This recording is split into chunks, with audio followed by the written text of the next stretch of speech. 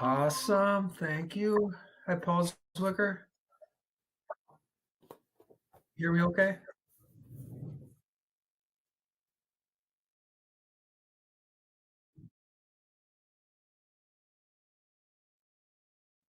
Okay.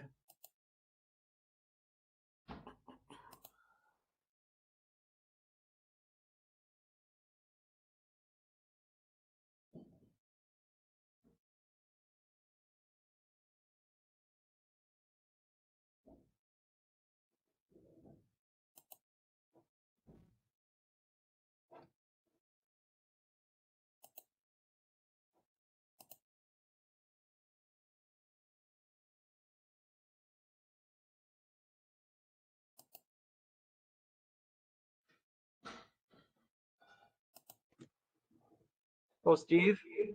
No, echo. Can you turn that down, Dan? Yep. I just wanted to see if there's any reason for me to hang on this call personally, instead of just, we're broadcasting with one unit. I didn't know if there's any. Nope.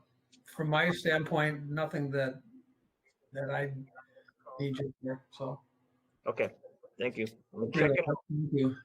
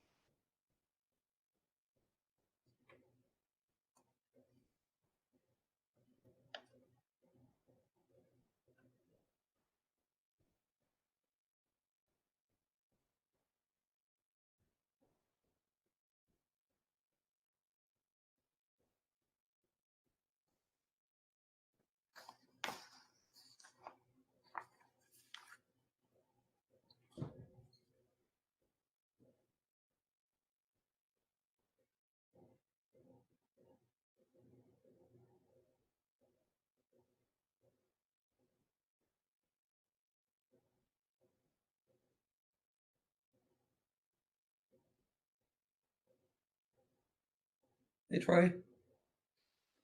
Hi, Steve. How's my sound? You're good today. Good.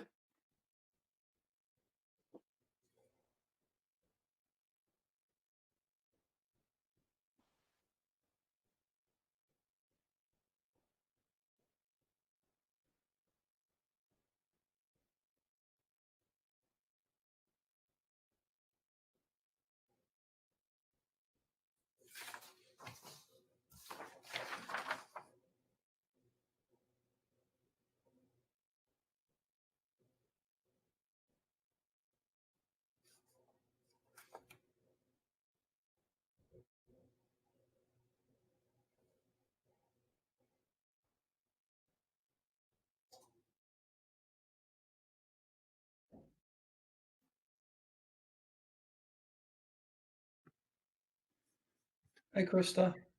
Hello there. Can you hear me okay? I am. I can. I've been tied up all day in meetings. Kevin, can you hear me okay? Yes, sir. You hear me? Yep, you're good.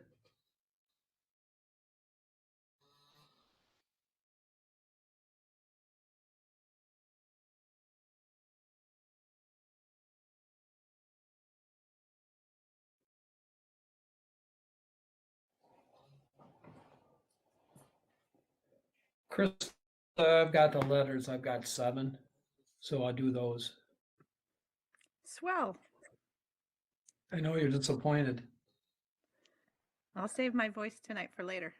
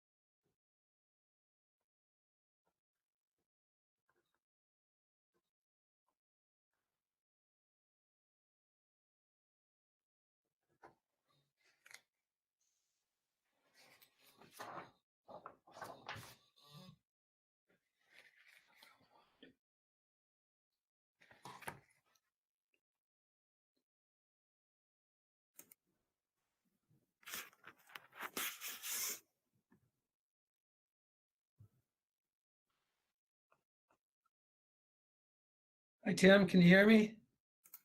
Yes, sir, I can. All right, we're all set on your end. Don't see Anna yet.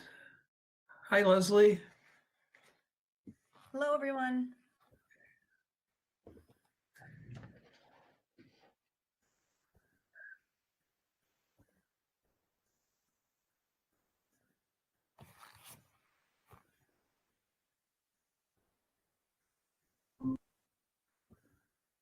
Hi, Anna. Hi, Steve. I'm not sure what's going on. My camera doesn't seem to want to connect, so I'm not I'm trying to figure it out. Okay. Yeah, mine wasn't working when I first logged on either, Anna. You might want to back out and try one more time. Okay, this is like the 5th time I've tried, but I'll do it Oh. again. Okay. No, I'm gonna shut my computer down and turn it back on, so give me a minute. I'll be back.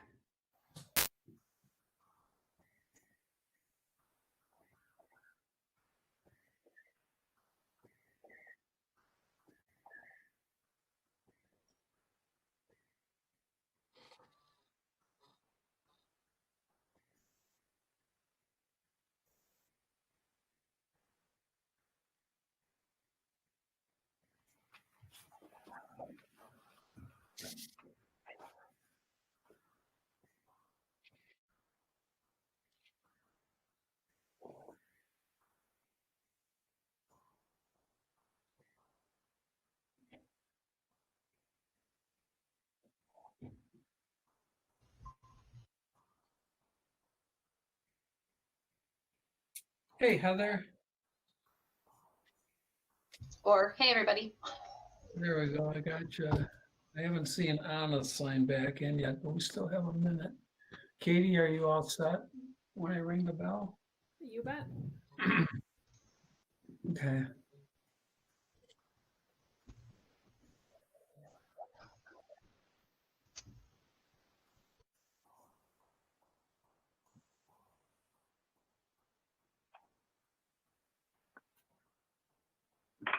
Steve, can you still hear me?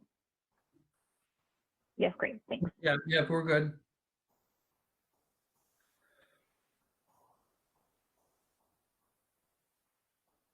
I'm gonna give Anna a second to get back on. I'm gonna text her. There she is.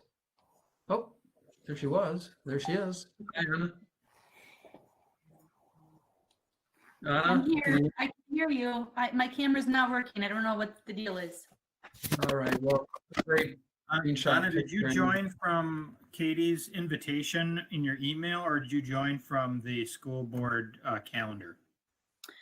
Well, I started out with the link from Katie and it didn't work. And then I went to the calendar option and it's still not working. It keeps saying another app is using my camera and I have every app closed. So I don't know what app is using it, but We're good. Right now, we'll see how it progresses, okay? You ready? Yeah. Ready, Anna? Are you okay with just being, I am. Yep. Let's get her underway. Yep. you can see us though, right? I can see you. Yeah. All right. So we'll trust it's really you speaking in Anna voice. Okay. Right. I'm going to call the meeting to order. This is a special meeting of the Oregon School District Board of Education. Could you call the roll? Ms. Garrison,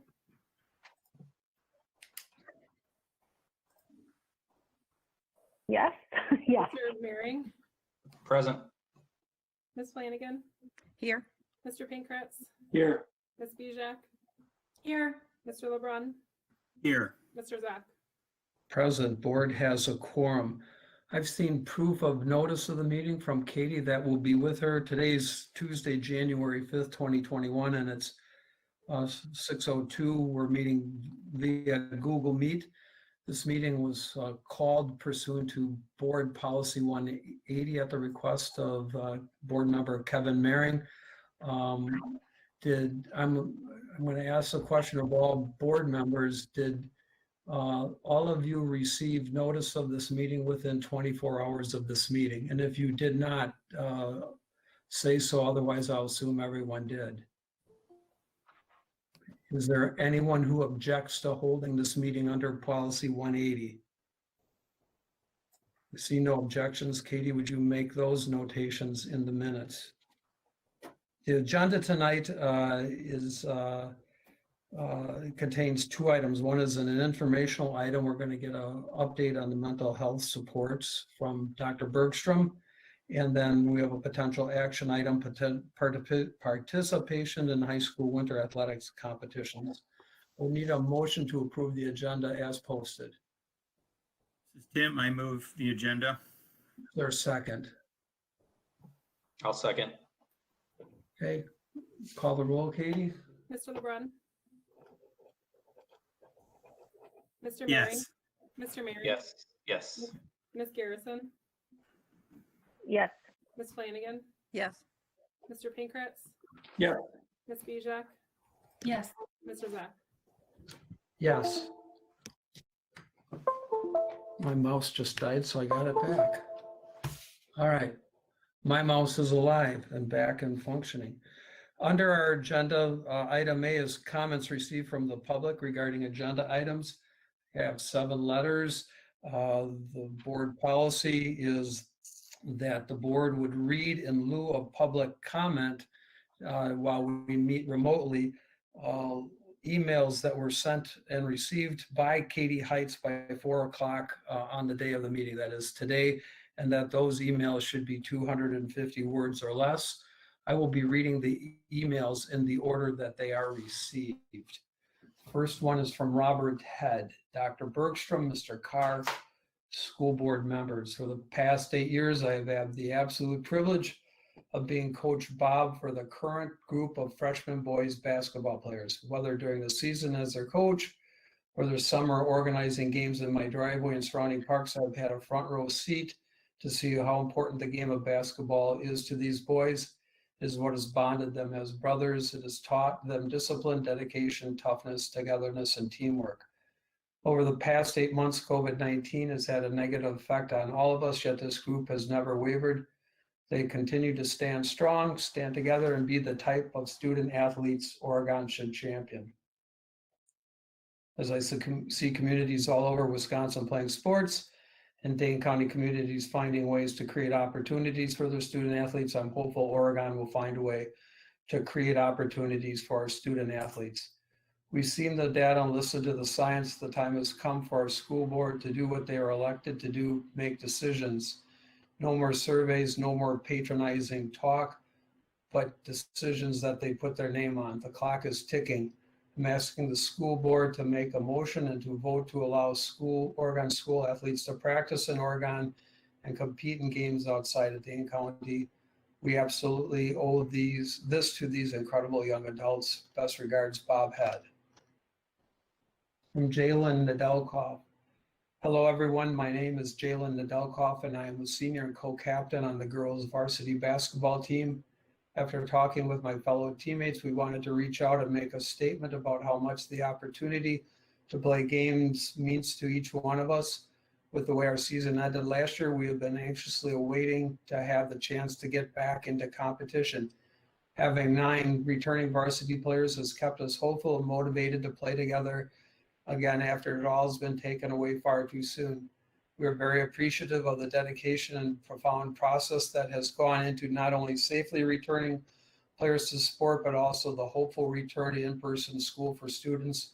We'd like you all to know how committed we are to the necessary protocols, restrictions, and responsibilities that allow us to play games with a tail. Thank you for your time, Oregon girls basketball, varsity basketball team. From Terry Taylor. Dear school board members, both the Mount Horeb School Board and the Schoten School Board voted last night to authorize competition outside of Dane County for their winter sports programs. This leaves the Oregon School District as the only member of the Badger Conference that has not authorized competition for winter sports. Please take action to allow competition and correct this injustice for our student athletes. Please take action tonight as the window to schedule games with other schools is quickly closing and the opportunity for our student athletes to compete will be lost. School districts throughout the state have already demonstrated that student athletes can compete in a safe manner. In previous communications, I've asked all of you to find the courage to lead. Now leadership isn't even necessary. You can simply follow the lead of every other school district in the Badger Conference, including those in Dane County. Please do what is right for the Oregon School District student athletes. Please vote to authorize competition for winter sports. Terry Taylor. From Owen Butzlaff. My name is Owen and I'm a junior. I know the board is going to make a decision regarding whether or not we will be allowed to play games, and I was hoping the following could be read to them before they make a decision so they know what a player's perspective is. I know you have, dear board members, I know you have a big decision ahead of you, so I won't try to take much of your time. Go back to April with me real quick. I'm in my 3rd week of online learning after a 2-week spring break. My physical therapy for my knee surgery I had in December has almost come to a standstill. I've been shut out from all gyms and moved to virtual physical therapy sessions.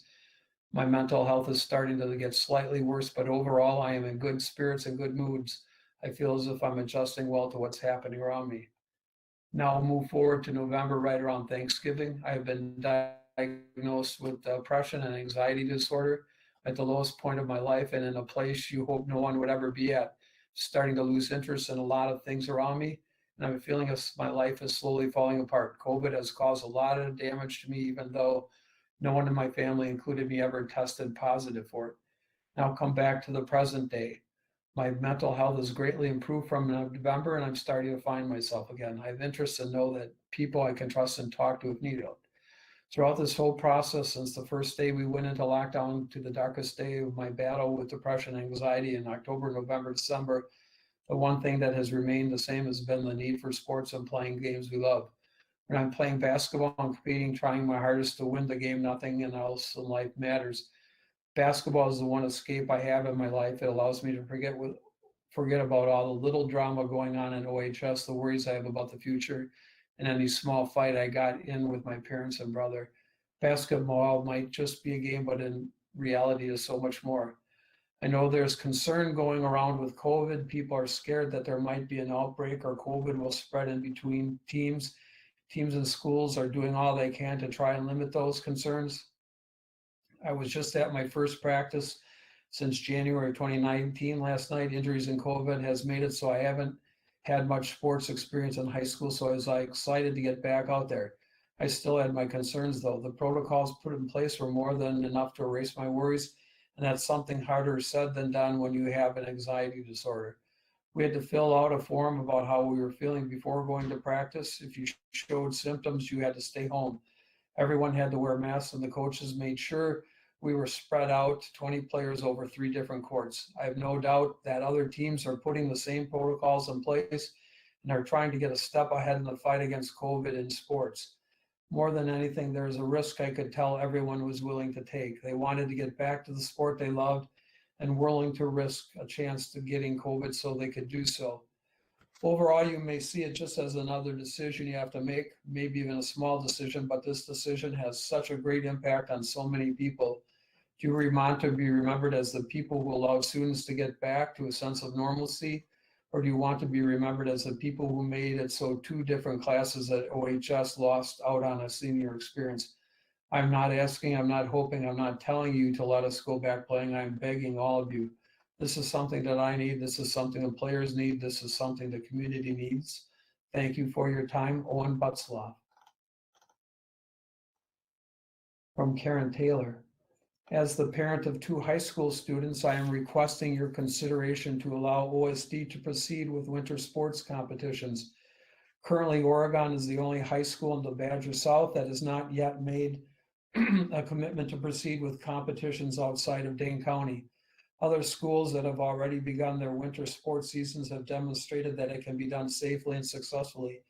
I'm certain these schools are more than willing to share protocols as to what has worked well to protect the health and safety of their athletes and coaches. I am also certain that our athletes will comply with any safety procedures set in place for them, as their desire and drive to compete far outweighs their inability to wear masks, socially distance, and follow guidelines. We owe it to our students and to provide them with some sense of normalcy in these unprecedented times. Let's learn from others so we can continue to grow our future leaders. While pivoting away from public health, Madison-Dane County guidance appears to be something this administration is cautious of. The independent decisions made by the Badger Sports District speaks volumes as to how important athletics are to their youth. Please vote together as leaders to support competition outside of Dane County. Time is of the essence of the winter sports season will quickly coincide with the delayed fall sports season. It's time for this administration to show our youth that you support them and are willing to learn through the success of others. This is from Braden Taylor. I'm writing to ask you to allow us to play competition outside of Dane County with the protocols that are in place across the state. The statistics have shown for months now that competing is safe. 15 of the 16 Badger Conference schools have recognized this, Oregon being the one who hasn't. Other Dane County schools like Marshall, Verona, Belleville, Deerfield, Wisconsin, Heights, and McFarland have also looked at the facts and determined that competing can be done safely. Instead of forcing us to find our own competitions where socially distancing is not followed and masks are not worn, please allow us to compete as a team safely like every other school in our conference has provided for their athletes. You have talked about equality the last few months. Please give your athletes a chance to compete equally alongside our peers. The time of waiting, delaying, and doing nothing has long passed. This is your opportunity to show the athletes of Oregon that you truly care about the sports that they love. There are 12 Dane County schools that have voted to play competitions outside of Dane County. A few schools have yet to take action, and no schools have denied their athletes a chance to play. Don't make Oregon the first to deny their athletes a chance to play. Thank you for your time and advocating for your students, Brady Taylor. I'm Jackson Broxton, a junior here at Oregon High School. I'm writing this email to plead you to let athletes in their participate in winter sports. I hope to keep this email short, knowing that you have received countless emails regarding the subject, and trying to keep it under 200 words, which isn't enough to allow people to fully express what they are feeling in order to get you all on track with a winter sports season. And I truly hope that each and every single one is read and taken into consideration as people are taking time out of their busy schedules to beg for a winter sports season. For me personally, I'm a basketball player who uses my time on the court to escape from everything happening off court. I know that many other people use sports as a stress reliever, and that is something that is being taken away from us student athletes. Just last night, as we were able to get back into the gyms for the first time since last March, I could just see how relieved and exuberant everybody was to be doing what they love again. Went home from practice happier than I think I ever do to just being able to be back in gym. Practices are great, but what we all want is to be able to actually compete against others outside of practice. I'm going over the word limit in hopes that this email is still read, but I want to wrap this email up by not asking or trying to persuade you to let us have a season and begging you with all my will to allow us student athletes, coaches, and parents to do what we love. Jackson Brockman.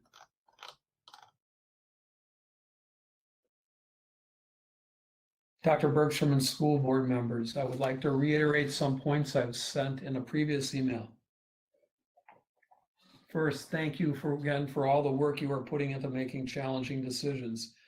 I have concerns regarding reopening schools to grades 7-12. First, as Dr. Bergstrom pointed out at the last meeting, there is no way to avoid students changing classes and walking in the hallways. Students will not only be in multiple classrooms, will have to pass each other, which creates multiple opportunities for exposure for both students and teachers. Second, with winter sports such as basketball and wrestling being opened up, practices and possibly competing, there will be no way for students in those sports to avoid COVID exposure if anyone on those teams has it. The case of students who opt to compete in club sport, at least that is a self-selecting group. With school currently only being virtual for those grades, anyone who does not play sports can remain unexposed. With schools and sports reopening to those grades, however, students who may truly need to be in school in person will now be exposed even if they do not play sports. That may include groups such as children of essential workers, low-income families with fewer resources, and students with 504 plans and IEPs. So a couple of questions. How much overlap is there in students grades 7-12 who actually need in-person learning and who otherwise have no access to sports unless they play through school? And please consider the possibility that if student plays a sport, whether a club sport or through school, that perhaps they should be required to select a virtual model. Families who are more marginalized and have fewer resources may also not be the loudest voices. I hope the district continues to reach out to those families to be sure their voices are heard and the needs of their students are also being prioritized at this time. Thank you for your consideration. Sincerely, Karen Davidson.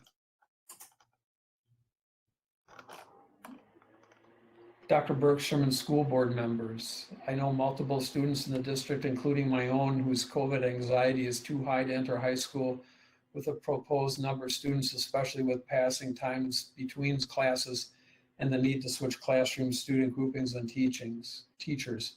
The current phasing in plan leaves many needs unaddressed across many grade levels. There needs to be a plan for the following items. Introducing students to their new buildings, since many 5th, 7th, and 9th graders will not know their way around and need to know where to position themselves safely. Prioritizing the needs of students whose families are in higher risk environments, including home and work. Prioritizing the needs of students who have less access to resources, requiring in-person instruction, though they are otherwise not taking risks and would favor being online if that was an option they could take. Students who need real-time learning but are learning from home out of respect for COVID and their teachers. They will be largely asynchronous with the current plan. The realistic anxiety that students face in the current situation could be lowered. You could require higher risk students, such as those who are playing indoor sports or work in high contact situation, to select a virtual model. This might increase the number of students who phase in simply because they know their own risk is lower, and I encourage you to investigate that possibility. The limits of space and budgets makes us most responsible to our public school students who are less able to make their needs known. Please center educators and marginalized students when you make decisions for in-person learning. Equal opportunity is not the same as equitable opportunity. Please listen also to the people who work in your buildings as they encounter obstacles to your plan, and thank you for your considered transitioning vulnerable students to in-person learning first. This is just one way in which you can seed with the care for all in our community. Thank you, Christy Halverson. Last one, I am writing to respectfully request the board move to allow our high school teams to participate in games. You have done a laudable job doing your part to help protect our students, staff, teachers, students, staff, and community as the COVID-19 pandemic enters its 10th month. It is my belief that at this point in time, we have enough evidence from all the other schools in Wisconsin and the US that have continued high school competitions to ascertain that when safety protocols are employed, these events have not served as a recognizable factor in COVID-19 community spread, nor, except in the rarest cases, have they caused harm to students. Those factors combined with the established benefit that competition provides to our student athletes should lend the support you need to move forward and to allow games to begin here for our students in Oregon. These decisions are not easy, but yours is made easier by the many that have gone before you in allowing kids to play with following safety guidelines. Thank you for your consideration and your service, Andy Engel. And that completes the letters. I want to thank everyone who took the time to draft those emails and submit them to us for our consideration. That's greatly appreciated by us. We're going to our agenda. It's item B. It's a mental health supports update. And Leslie, I'm going to hand it off to you first. Thank you. So I'll just be doing a brief introduction to this portion of our update for this evening, the one that's focusing in on mental health, provide some context, and then I'll be passing it over to Dr. Widensee. So we'll be doing a little overview regarding student services and the supports put in place by our student services staff, talking a bit about equitable multi-level systems of support, and then supports by grade level. Now, all of this information was put together as part of our medical working group, because last night we gathered together as a group, and one of the two topics that we discussed was mental health supports, what we currently have in place, and based on the expertise of medical working group members whose area of expertise is mental health, what supports they believe we should consider as we move forward to in-person, more grades in in-person learning. And as you know, anytime you see the apple, you know that our center is the whole child emphasis. And this means meeting the academic needs as well as the behavioral and social emotional. And so throughout our planning, throughout our implementation during the COVID-19 pandemic, this has been something that we have put at the center of our decision-making. It's really a large part about who we are. And I think as you listen to Dr. Widensee tonight, you'll see that a lot of effort has been put into ensuring that we are supporting all aspects of our students and our students' growth. So now I'm going to hand it over to you, Dr. Widensee, and you can begin with our next slide.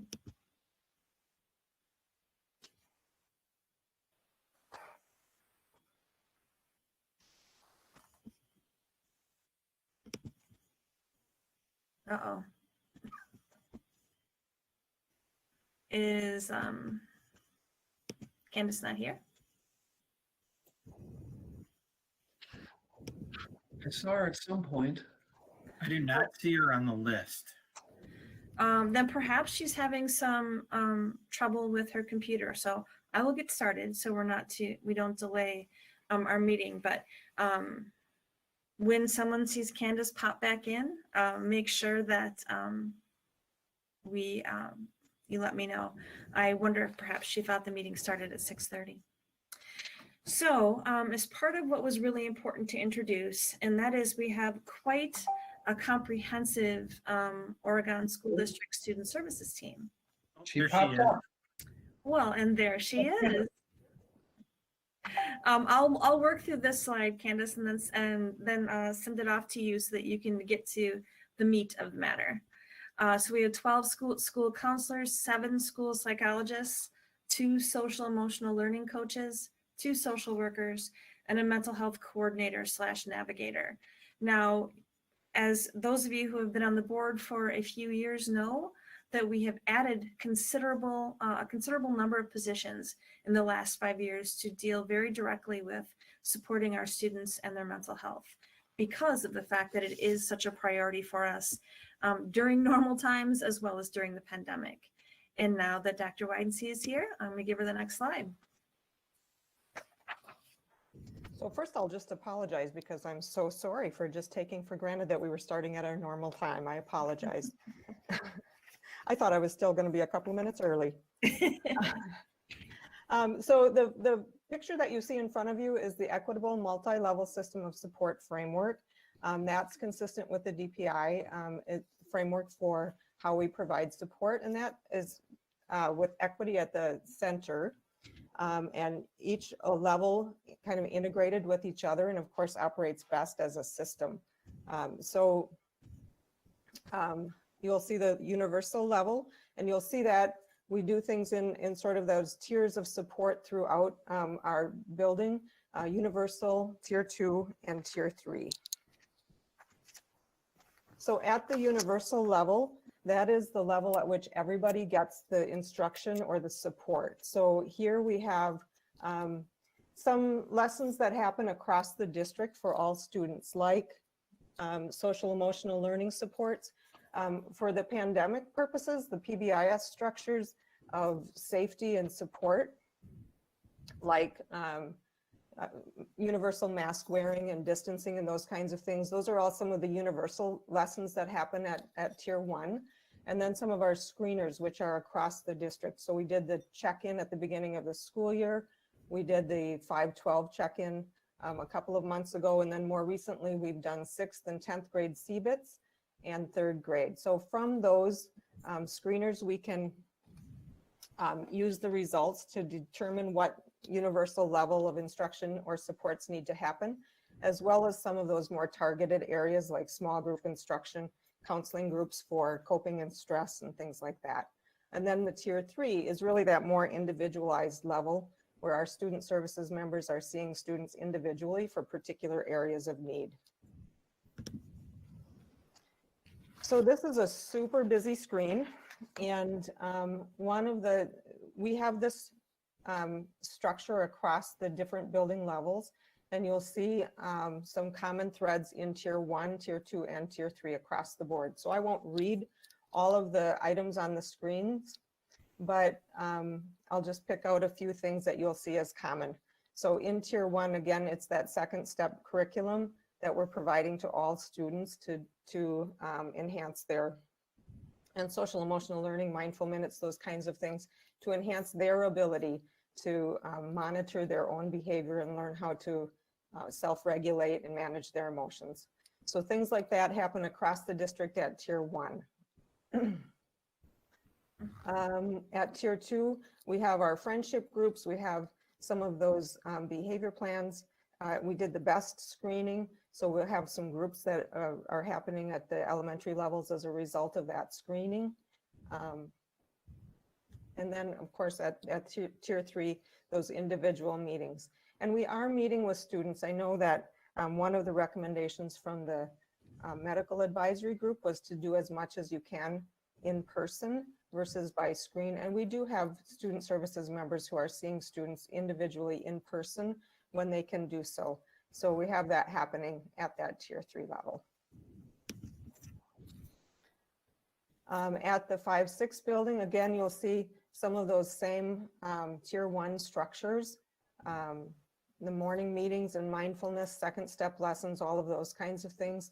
Most of the counselors also will have virtual calming rooms, so they have available to all students access to calming strategies and tools through their websites. They have the Wednesday club opportunities at room corners as well. And then at tier 2, again, we did CBITS at 6th grade, and we had some additional groups that were resulted as a result of that screening. So you'll see that there's some grief and loss groups, some coping skill groups, those kinds of things at the tier 2 level. And then at tier 3, one of the examples, of course, is the Be a Champion structure and the mentorship connections that some of the board members have as well. At the middle school, you'll see that thread of social emotional learning, second step, all of that coming through at that level as well, PBIS lessons. At the tier 2 level, I was just talking with the school psychologist today, actually, who's doing executive functioning. So that's a skill that is needed for students, some students, whether they're learning virtually or whether they're in person. So she was sharing some work that she's been doing to help kids learn that skill set around organizing, how to get a task accomplished, how to get assignments completed, that sort of thing. So those kinds of things that happen whether or not we're in person or online. And then tier 3, of course, we have the same sorts of individual connections with our student services members. And at the high school this year, they added the neighborhood model, so that allows for some consistency for referring staff to particular student services members and administrators, and they're able to be responsive within those cohort groups. They also started the Hope Squad, which I think we've talked to you about a little bit before, and that is a group of students who are assembled to help each other, to help learn about when a student needs support and how to refer them on to additional supports for them. And at the high school, we also did the CBIT screener at the 10th grade level. And so there's services that are resulting from that screener, as well as some of the check-ins. And at the tier 3 at the high school, they also have the care center, and that is directly a response from some of our needs assessments in the past for needing to support students who are coming out of hospitalizations. So there's that coordinator that Leslie mentioned on our screen that we invested in at the district level, coordinates with hospitals and develops procedures with our counterparts so that we make smooth transitions and then provide supports for students that they need when they get back to the high school. One of the other things that we heard from the committee the other night was that we need to have an emphasis on supporting our teachers as well as our students. And our student services support group, our student services staff is supportive of doing that. And they have been working with staff for the last couple of years on compassion resilience. They offered some groups like that to parents as well, because parents are also having to deal with some additional stressors this year. So they've offered compassion resilience. They offered the strengthening families groups to parents, and they're trying to provide supports to both teachers as well as our community of parents. So that's kind of a super fast overview of what's happening, but as you can see on the screens, there's a lot happening. And while we do know that we want to see kids as much as we can in person, there is a lot happening virtually, and we think that it's working. We're providing support that we can in the best ways that we know how across the board. So really kind of honing in on that equity as well as whole child emphasis that the district has. So our student services, in addition, are working on some of those other equity issues. They're part of the planning committees for the lessons that happen there and for supporting students, for example, with transgender and identity issues as well. So there's a lot happening in the world of student services. Right. Leslie, does that complete the presentation? It does for the mental health component. So now, I don't know if you'd like to offer an opportunity for questions. Yeah, anybody have any questions for Candace at this point before we move on to the next part? Krista. Yeah, I have a couple. Thank you, Candace and Leslie. I think, as I continue to talk with people or, you scan social media, there's a lot of concern about mental health supports and needs with our kids in the virtual environment. And so I think it's really important, because I know we have a large crowd watching the meeting tonight, that this information was presented both as just to know what's going on, but then if there are parents whose kids that are struggling, for them to know all these things that are available to them, both for their children as well as for themselves. But I have a couple questions. One is, how in the, it's a little bit different, right, in your world when school is in session. How is the district identifying kids in a virtual environment that may need help? Is it through their engagement in class, or kind of what are the things that you're seeing, or what are you using now that we're in a virtual environment of kids that may need help? How are you identifying that? So one way is through that engagement in the classroom. So teachers and student services staff will notice when students aren't involved or engaged, and they'll refer them on to student services or administrators. And someone does a follow-up either with the parent or the child, or maybe even does some observations in the virtual learning environments to try to get a handle on it. Then we also have done the check-ins and the screeners with various grade levels, but also some of them that are then like 512 or all student check-ins. Counselors have check-ins with students on a regular basis. Some kids have that set up. Some have that set up after they learn of an issue. So there's a regular amount of check-ins with the student services staff across the district. Thank you. I appreciate all you and your staff do. With Friends of Oregon School District, I'm involved in a lot of some of these programs, and so I know how hard you guys are working and reaching out to kids and doing well checks. So I really appreciate it. It's so important. Thank you. Heather, I think I saw your hand up as well as Tim. So Heather, go ahead. Yep. Yeah, I'll echo Krista and say thank you for all of this information. And thank you for all that you are doing. No doubt this year has been even more challenging. My question is a little bit more on the side of what happens as students continue to come back. And if you could speak to a little bit about, you know, obviously there will still be a contingent of students online. And so I think all of these things are still valid and I'm guessing will continue. But obviously as more and more students are back in person, can you talk about potential screenings or what that might look like as we kind of do an intake of students returning in person? Well, right now, some of the things that are happening are people are planning for those back in-person returns. So there'll be some time spent again on that whole idea of relationship building. Just because you've had a relationship online doesn't necessarily mean that the class is going to operate the same way. So there'll be some time spent on just getting the kids back in the classroom, getting back into an in-person kind of an interaction with their groups and with their teachers. So some of that relationship building. In terms of there'll be PBIS lessons as well in terms of that safety piece about, you know, coming in, how do you behave in the COVID world, in the school building, that kind of stuff. We will continue to do some periodic screenings, but we have the kids in the building. That's a little bit easier to kind of monitor and check in on students on an in-person basis. So they'll be doing some regular check-ins in person as well.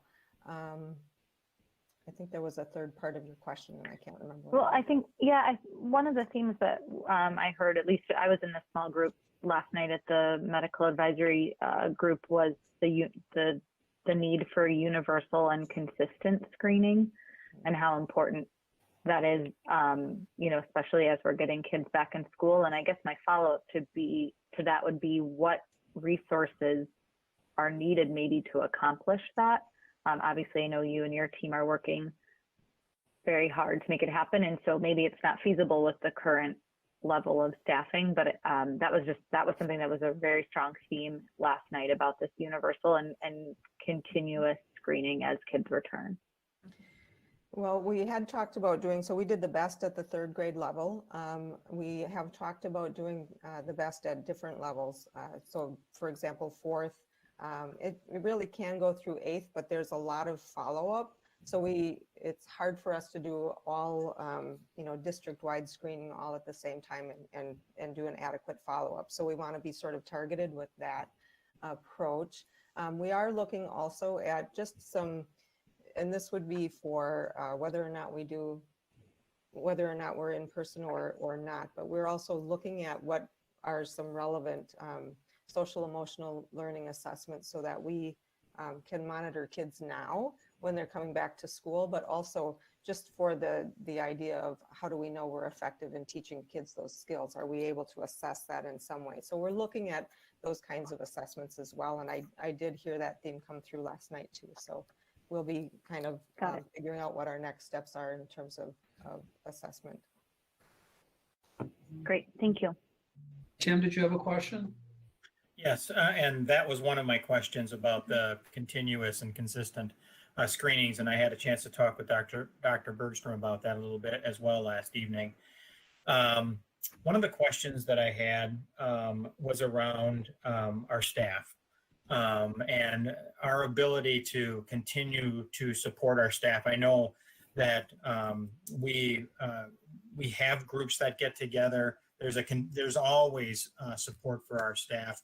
But at this point, as we are getting closer to being in person for the second semester, I would imagine that there's a heightened level. I saw the results of a survey that came out from the Madison School District last evening And it was a little bit alarming to me about how our educators are feeling, how the Madison educators, which I would imagine is a mirror for our educators, how they're feeling about going back. What can we do to support them as they're coming back that we haven't already been doing? Can we lean on CISA 2 to help us in those areas?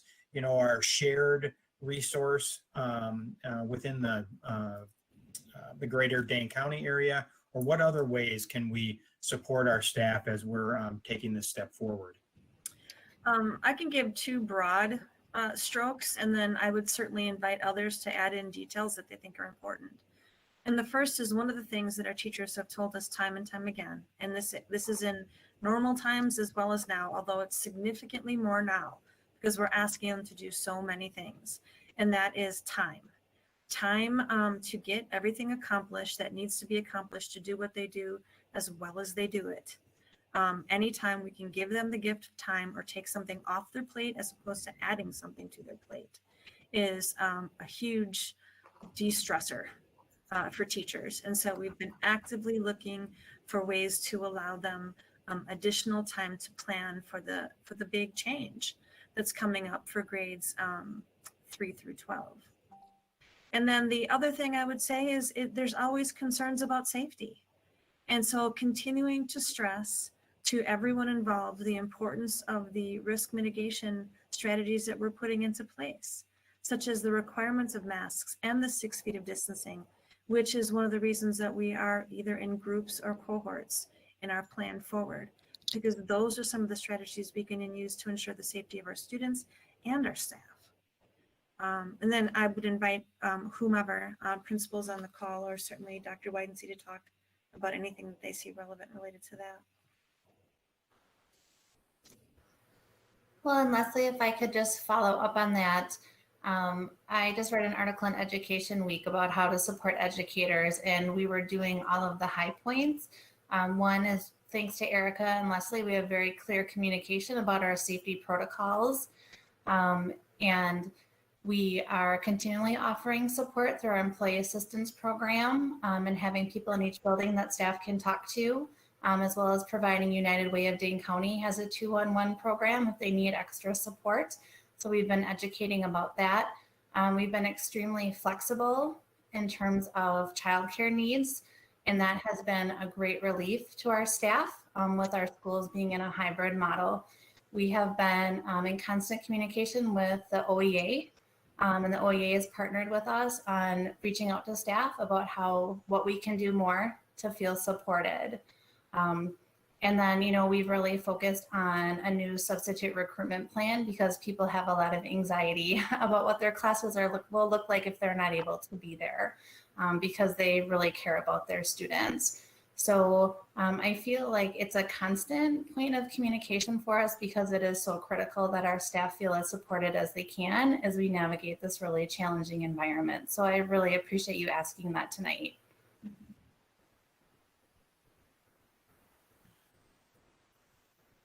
Any more questions, Tim? Just one more point.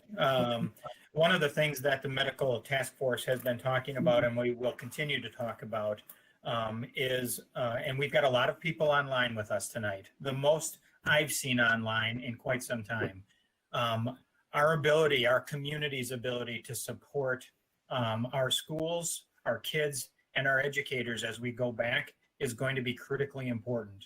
Not just around the three basics around masking and social distancing and continuous cleaning and things like that, but you know, always to be asking yourself, what are you doing? What are you doing outside of school to make sure that as we go back to school, it's as safe as we possibly can be? And so we're going to be asking from that group, our community, to help us in an everyday manner to help us keep our kids in school. We have been focused on getting kids back in school for the second semester. It's our community's, one of our community's responsibilities to help us keep our kids in school once we get started. And so I just, with all the people who are online with us tonight, I want you all to know, because you are more engaged than people who aren't with us, that we're relying on you to help spread that word. That's it. Thanks, Tim.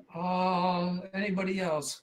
Kevin? Yeah, just a quick comment. Being a new board member, I want to thank everyone for taking the time to put together this document. I mean, in the few meetings I've been involved in since being on the board, you hear about Hope Squad and some of these basic things, but it's never been laid out in this manner.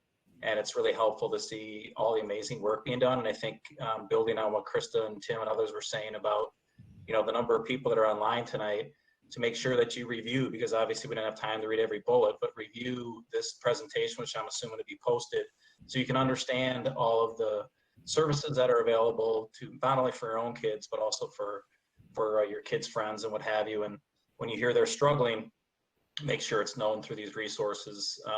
So it's just really important to take the time to read through all this and communicate it's available. And I also want to applaud the administration, really past board members for knowing how big of a topic this is, mental health in general. And obviously we didn't know when we were staffing enough, like it was pointed out in the first slide, but it's more important than ever. And with all the pressure on kids over and above COVID with social media and what have you, it'll continue to be. So I want Oregon School District to be a leader in terms of the resources that we commit to this topic, even beyond COVID. So thanks. Anybody else? Okay. I think we go to the next topic, Leslie. All right, then. We'll move on to the Winter Athletics Informational Update. And I'll start off Okay. by giving you Why a don't little you hang on there for a second. Sure. So we're moving into agenda item C. Yes. Okay, so here's the way we'll proceed with this. Leslie's going to give us an update consistent with the manner in which she's done that before. At that point, we'll ask questions, okay, of Leslie. Once we're done with the questions, then we'll open it up to the floor. Okay? Thanks, Leslie. Go ahead. Thank you. Tonight we'll talk a little bit about what we did on December 22nd, just refreshing people's memory regarding the information we shared at that time. We'll share with you information that is new since then, because as you know, things move very, very quickly. And then we will talk about considerations related to our path forward. So here's our summary of the previous update that was on December 22nd. So at that time, we shared that the winter sports season will officially begin on January 4th, which was last night. And you can see from the picture at the bottom of the slide that sports practice did indeed start. And you can tell that students are masked and socially distant and following all the necessary protocols. And we also shared on the 22nd that coaches would be in contact regarding team practice schedules and that students would be practicing in pods of 10 in order to align with the Dane County order. And then we shared that our athletic director would begin working on competition schedules to begin within and outside of Dane County when emergency order number 11 is lifted, which is or could be as early as January 13th. And just as a reminder, our athletic director, all the athletic directors in the area actually meet twice monthly with public health, in addition to the superintendent's meeting weekly, in order to try to stay up on all information, share ideas, ask questions. And so it's important to note that the communication is constant. So given that, what exactly is new? So here's what we'll share with you. We want to share a little bit about decisions made by other Dane County districts. A letter written to public health from many of the Dane County superintendents, including myself. Considerations shared from the Oregon School District Medical Working Group, and then the creation of the tentative competition schedule. So you'll see from this map that things have moved very quickly in Dane County in the last couple of weeks. And you'll see based on the yeses or nos, whether or not districts have made the decision to play outside of Dane County. And Stoughton did have a meeting last night. They have not made any official announcement, but unofficially, they are committed to playing outside of the county also.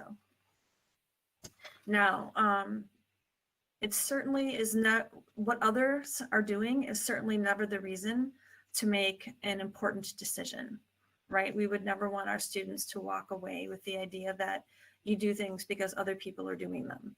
However, when you are able to be in consistent communication with districts in and outside of Dane County, and you're constantly learning from one another about what our best practices for moving forward, I think it enhances and enriches all of us. So I want to make sure that all of you who are watching tonight know that our communication with all of the groups you see on the screen, in addition to groups that are outside of Dane County related to athletics, is constant. Now, I'm going to hand it off to Mike in just 1 minute. But first, the statewide organization, WIAA, they have guidelines and considerations that apply to all of the schools.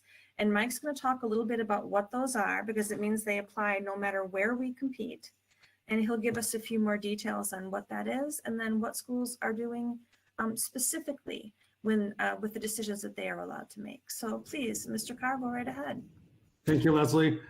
So I'd like to go over some of the guidelines and considerations, and this is really the 30,000-foot view that the WIA has given us as far as things that we need to make sure that we're doing. And one is masking. As everyone knows, the governor has the statewide order that masking indoors is very necessary. So that is part of the WIA guidelines, 6-foot distance at all times. And then obviously that can't happen with competition. So if there's competition, we're not going to be able to meet that requirement, but we would want to meet that requirement in other areas, such as where benches are situated, where fans may or may not sit, locker rooms, those sort of things.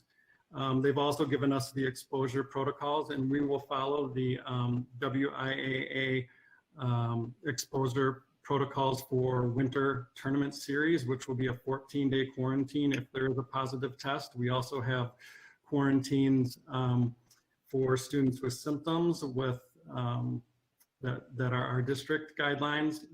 We put some kids on quarantine yesterday as they filled out the health screener because they had 2 or more symptoms. So if they have 2 or more symptoms, then they have to go through some extra steps, which include maybe a COVID test or seeing their physician and being cleared after that.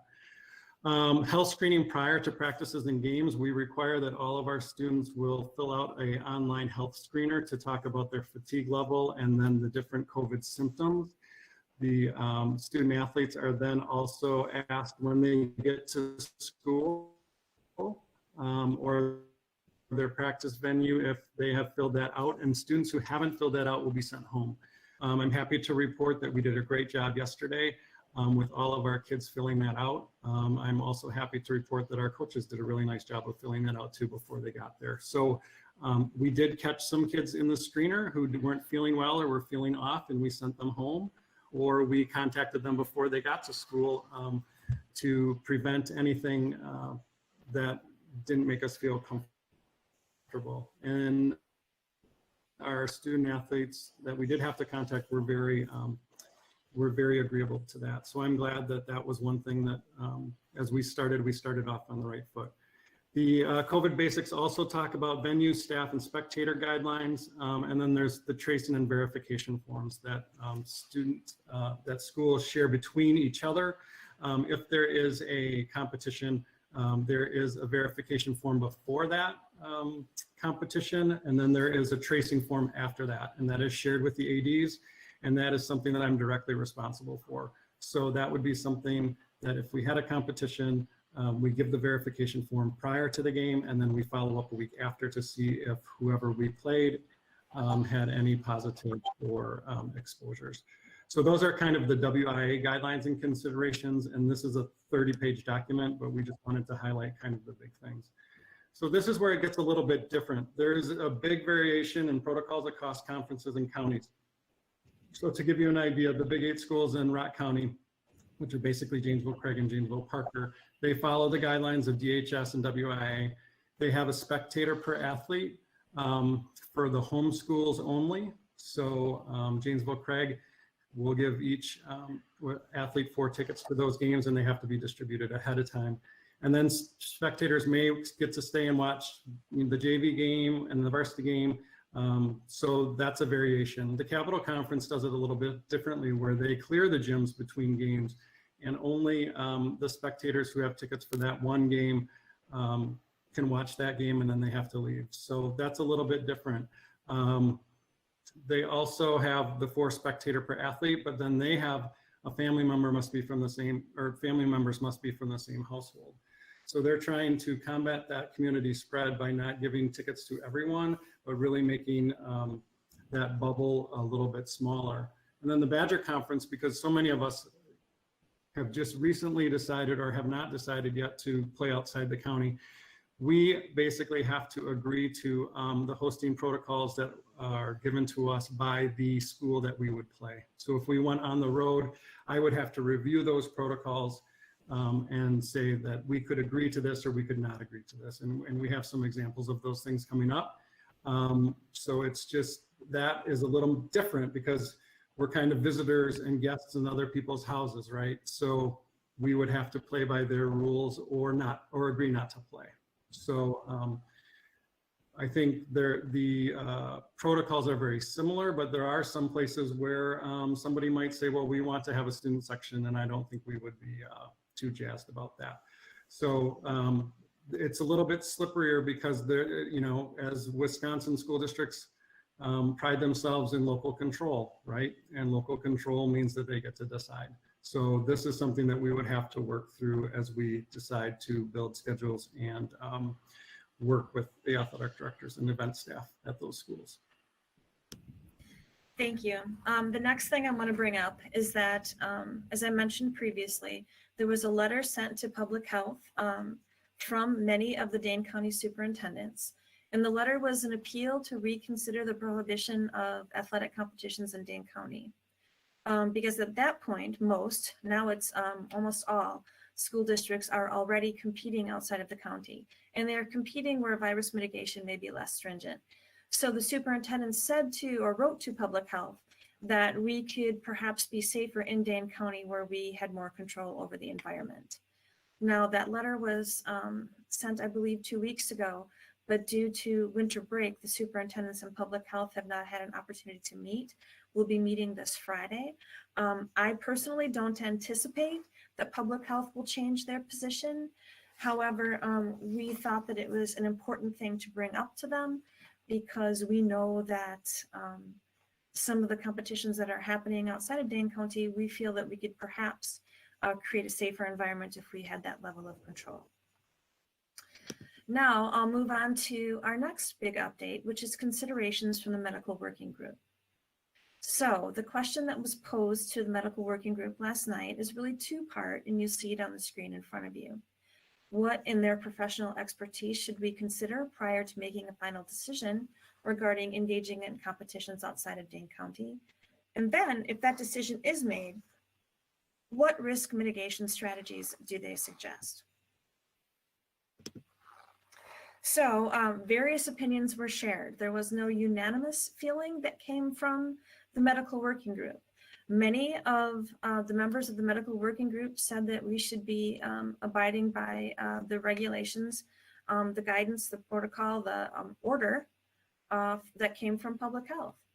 However, we did have other opinions and ideas that were offered that I think are important to share, such as if we do compete, that we should be monitoring the data and be willing to cancel or postpone. And that is a really important piece that we are considering. How do we do that and do that well, right? Because right now public health has not offered, they're not utilizing metrics in the same way that they were utilizing them before. And they certainly haven't offered us any advice on something that they're asking us to please not do. However, one of our data analysts from the medical working group does have a data bank that he is compiling of case counts in all the surrounding counties so that at least we can be very aware of what's happening in the surrounding counties and within the school districts in those counties. We were also urged to consider the role of transportation, because how students get to the competition, what spectators do once they are there, and then the choices that everyone makes when they're off the court. is really important to being able to be safe within within those competitions. So that also leads into the equity considerations, because it was of course mentioned that some people feel it would be safer if students drove with family members, other household members to the competitions and did not carpool. However, we know very well that there are many athletes that just isn't an option. And so we have to be very careful that we're considering all manner of equity around this question. And of course, that means that if we went forward with this, we would provide bus transportation for every competition to ensure that it didn't matter if your parents or your grandparents or whomever is your caregiver could drive you, because we would make sure you got there and got there safely. And of course, the next really important thing that was put forward is how much athletics mean to the mental well-being of our students, and how the activity is important, and the activity is important in and of itself, but also the competition and the benefit that it had for students and their overall mental health. So those were some of the considerations that were put forward by the medical working group yesterday. And now I'm going to pass it back to Mr. Carr regarding the tentative competition scheduling. Thank you. So a couple things. The mental health piece, I think, was a really good thing. I think one of the two of the young men who went to practice yesterday talked about how great that was. And I talked with a couple of our coaches last night, and they were just excited to have kids back in the building. No matter what kind of parameters they had, it was just good for them to do that. So the tentative competition scheduling has kind of a multi kind of pronged approach. We meet typically as ADs. We're going to meet again tomorrow as the Badger Conference. We meet frequently. So I have been in communication with other ADs across the state. And as far as from Racine to La Crosse, as far as trying to schedule games, there is a WIA database that is on the WIA website that we're a part of, where we can go in and look for games that are available. We also post that we're looking for games. So it's kind of like a help wanted website.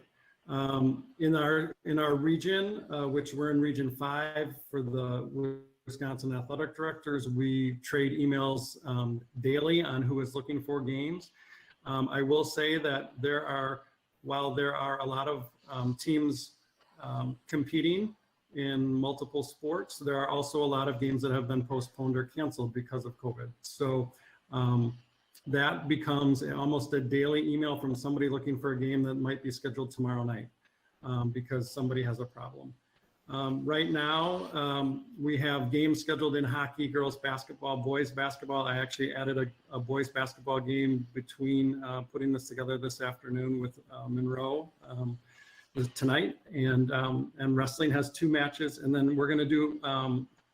Right now, the plan is, even if we do not travel outside the conference, to do virtual meets in swimming, including the conference championship.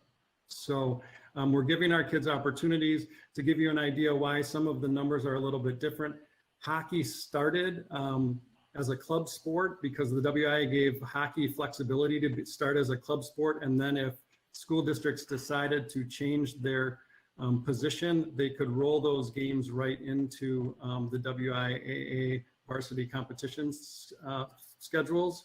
So those games had been scheduled thanks to some of our parents who were helping with the club team. And that's why those kind of rolled over as fast as they could. With girls and boys basketball, we've added games in the last couple days. And we have 2 more games to schedule for girls basketball. We just don't have the dates on those. And then wrestling only has 2 matches, but wrestling can only, because of the high contact and the regulations put forth by the WIA, the wrestling can only, and let me back up, because if everyone remembers, we took the fall season and moved it to spring. So we had to shorten every season. So basically wrestling will start the tournament series on January 30th, which is only 3 weeks away, 3.5 weeks away. Wrestling can only wrestle once per week. So they're maxed out at what they're at. So while you might say wrestling only has 2 matches, it's only because that's the maximum that they can wrestle. They have to have 7 days of practice, and then they can only wrestle 1 time per week. So that's why they're at where they're at.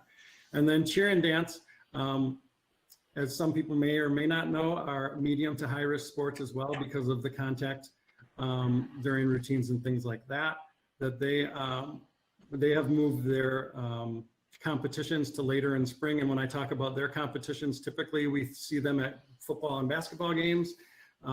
Because of the pandemic and because of the situation that we're in, almost all of our contracts that we are looking at require only essential personnel. So if we go on the road, it's only going to be the 3 officials, the team members, and the scorekeepers, and that's it.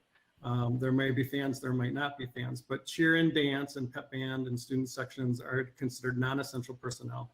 So that's why they wouldn't start doing competitions. Their state competitions are moved to later in the spring, and we're talking about March and April, so we have some time on those things. But that's why we don't have competitions for those 2 sports right now.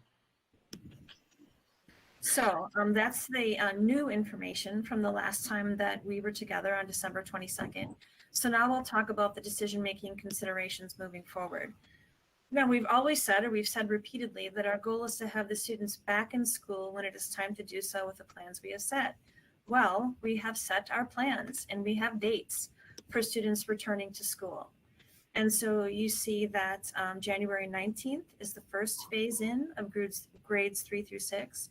And then on February 8th, grades 7 through 12, while our Oregon Online students remain consistent. And so now that we have established a timeline, our goal really changes into how to get them into school safely and keep them into school safely. And that is really the prism that we look through when making all of the decisions moving forward, including competition outside of Dane County. So as public health doesn't really offer any guidance on this other than the fact that they don't advise it, I went and took a look at CDC. And what does the CDC say about youth sports and how to reduce the risk of spreading COVID while still being able to play? So you can see that they have a continuum from the lower end of risk to the higher end of risk. And I just want to put in a couple of points related to that. So skill building drills at home, that's when we were having virtual practices. And the virtual practice was really part of emergency order 10, right? When we thought we were going to start sports practices and then we had to back off and not gather for a period of time. Team practice, that's our pods of 10. That's what we're currently doing. That's what emergency order 11 allows. Within team competition, that is something that is not yet allowed under emergency order number 10. They said you can, or 11, excuse me. It's stated that you could have within team competitions as long as people are 6 feet apart, which you really can't do with the sports that we're talking about. So that is not one of our options at the moment.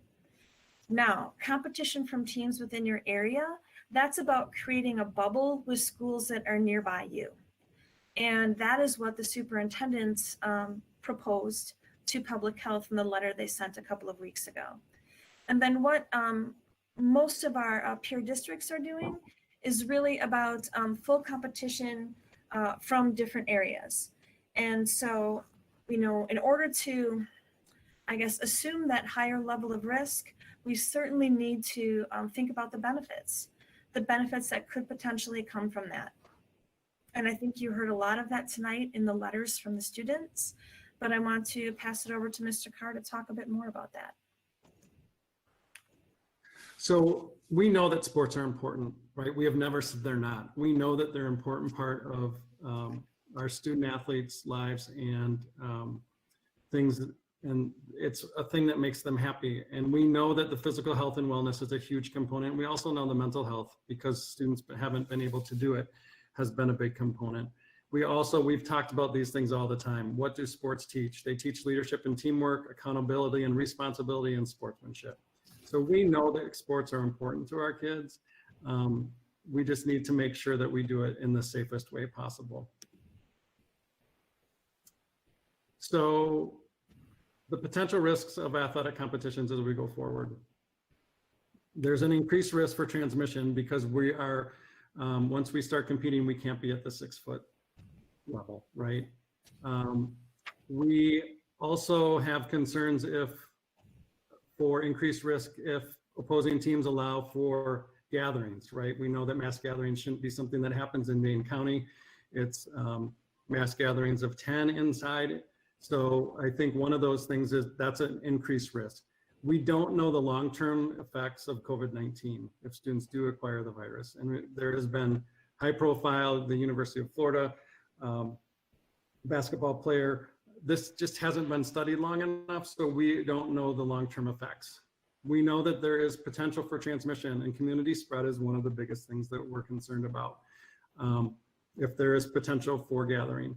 And then the community spread is something that we talked about last night in the medical community meeting as well. So these are kind of the potential risks of if we decide to do competitions. These are the ones that really rose to the top of our concerns.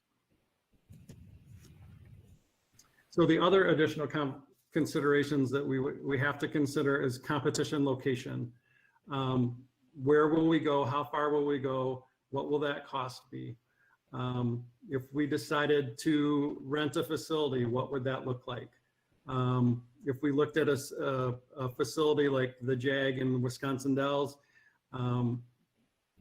what would that look like? It would, how much would it cost to get there for multiple games? And could we get it? I think a lot of people who follow sports in Oregon know that our facilities are always busting at the seams. So it's not as easy as saying we're going to go to Columbus High School and rent their gym, because their gym is just as full as ours are during the year. So finding facilities is going to be an issue, especially if we decide to do a private facility. People need to know that we have to have a lot of flexibility in scheduling. If we decide to do this, I am looking at this as spring sports. As we know, spring sports start, and we have a schedule built every 2 years, and then it rains 40 days in a row. So we have to be really flexible. So there might be days like tomorrow where somebody might email us and say, can you send a team to wherever? So we have to be really flexible in that. And I think we also have to be flexible with our expectations. There might be times when we don't, if we decide to go forward, that where we don't have fans, and we have to know that. And I just got off the phone with the AD at Monroe tonight, and his concern when they started was people said, we don't care if we have fans, but then once they started playing games, now they want to have fans. So there's just that flexibility and that expectations. We have to manage expectations, and people have to meet us where they're going to meet us. That is a consideration. That is a big consideration for me. And then also the practice only option for our students. There might be some students and parents that still don't want to play and still think that maybe working out in a 6-foot bubble without contact, or without getting in people's space, or swimming at the pool, or doing whatever is the only option for them. They want to be active and they want to be around their friends, but that might also be another option. So that's another consideration that we've been talking about a lot, because we know that some people aren't flexible or aren't comfortable. We also know that if you're not comfortable, we want to ensure people that if you decide not to play, that won't be held against you, because that's something that has come up in with some of our focus talks. So that's just one of those things that we know people have opted out already, and we don't want to, if we go forward, feel that they have to do that. Thank you. An additional consideration would be the fact that the decision to play outside of Dane County would be the first time that the decisions of the Oregon School District run counter to the orders of Public Health Madison-Dane County. And I personally feel, and I know that I'm speaking for many members of our team also, that adhering to public health guidance has been a critical component of our ability to bring our K-2 students, our 4 K-2 students, into school, in-person learning, and to keep them there. And it's relying on the guidance of public health that is making us all feel like we can safely phase in additional grades. And we feel very confident now that we can do that. So therefore, if we decide to play outside of the county, it's important to note that the host schools would first share protocols with us, right? They would send their COVID protocols to us prior to us confirming a competition. And we would then compare their protocols to our OSD expectations and decide whether or not we were going to play. And on the next slide, Mike will share with you what we believe our expectations would be. So if we do decide to travel, our expectations are going to be hard and fast, right? These are our expectations. They're not going to be negotiable. So obviously masks for everyone involved. Even if the governor's order expires or changes, we would still want masks for everyone involved. That includes players, that includes coaches, that includes officials, and that includes fans. We would really like to see, and we've seen this from some schools already, a detailed arrival and exit plan that discourages gatherings. So there are schools that are saying you can only come to this game, you come in this door, you go to the game, you go out this door, and then the next group comes in. So we really would like to see those sort of levels of detail from our opponents. We also have venue expectations. When are you moving your air? Where are you bringing outside air in? What kind of sanitation are you using? What kind of hand sanitizer stations can you have? Will you have concessions? If you have concessions, what does that look like? Are people eating in the gym? I don't want that.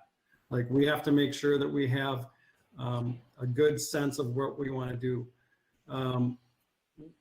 I think it's important, because of gatherings and community spread, that we look at places where there are either no spectators or very limited spectators, no student sections. Social distancing plans that include, and let's use basketball as an example, that the benches are spread out across the gym, that there are locker rooms sufficient enough to still maintain those 6 feet of distance. The detailed COVID-19 plans that are the verification, the tracing sheets, what happens if there's a kid with symptoms during a game. Those are at least the very high level expectations that we would have to schedule games with other people.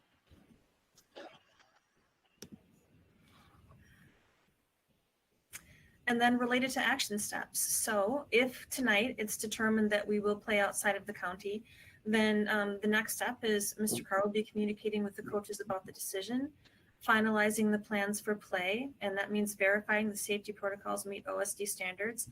And I believe we already have those safety protocols from the games that have been scheduled thus far. Confirm the schedules that have been drafted, communicate to our families, finalize the transportation, and continue to add games to the schedule, because we will be building the schedule continuously. So now we'll move to the discussion piece, or to the next phase that Mr. Zach described earlier.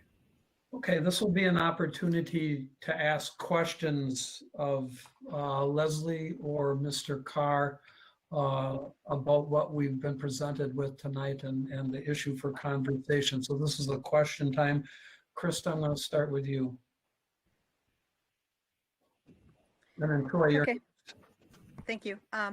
A lot of my questions were addressed, but I'll kind of go back to some of them and ask some new ones. One of the things that you presented, that the medical working group got ahead of time and that we got ahead of time as a board, was the 9-page document that was your protocols and policy, Mike. In that document, you stated that athletes have to commit to play only with the OHS team. So how are we ensuring that? Is this going to be something like the athletic code where parents and student athletes sign that they promise to us that they're only playing with our teams? Yeah, so we would do like a double verification. We would share the draft that you have in your hands. We would share with our students and our parents to ensure that they understand and can follow the guidelines within that document. Okay. And a lot of my questions are some things that you addressed that I think are very important to me, that we have protocols that we stand by. And if that site or that school that we potentially are going to play don't follow that, then that's not good enough. I would support this if we have that commitment that we're not going places that don't follow the protocols that we have set that we think are necessary. So I was happy to see you discuss that. And I was also happy to hear you say that we had the first day and that we didn't have any student athletes that did not do the daily health check. I think that shows a commitment that our families know that athletics is a privilege. It's a very important part of, it's education-based athletics, but it's a privilege to participate. And so we all, like Tim said earlier, we all have to be a part of this. And if it's going to happen, we have to commit to keeping everybody safe. If we go to a neutral site, so let's say we go to Just a Game and rent that, are we in charge of protocols then if we're the renting body, or how does that work? Is Just a Game say they have the protocols, or if we're renting that, is it our protocol? Yeah, it would be our protocol. We've asked for a proposal from them, and they are working on that. One of the other things that when people look at our schedules and say, well, we only have 3 or 4 games scheduled, there are other Dane County schools that have since then decided to play games. So I've been in conversations with our other Dane County schools about playing games outside of the county. So like, I would say Mount Horeb and Monona Grove and Stoughton, if they decide, are all going to be in similar boats. So I think that will be another way that we will continue to build those schedules. Yeah, I think we have the rider that would say that we want our protocols followed if we're renting the facility. If they can't agree to that, then I don't think we're interested. Okay.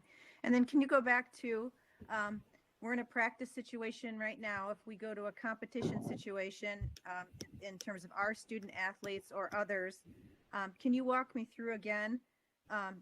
We have it pretty laid out for in-school protocols in terms of positive exposure or positive or symptoms or exposures. Mhm. How will that work with either our teams? We're in bubbles in practice, and until the order's lifted, we can't even do scrimmages in our practice. So there's that protocol. And then if we decide to go competition, what is that protocol? In terms of positives and exposure and how that impacts the bubbles or the teams.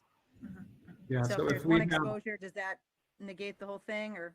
Yeah, so and that's a little bit what I alluded to before.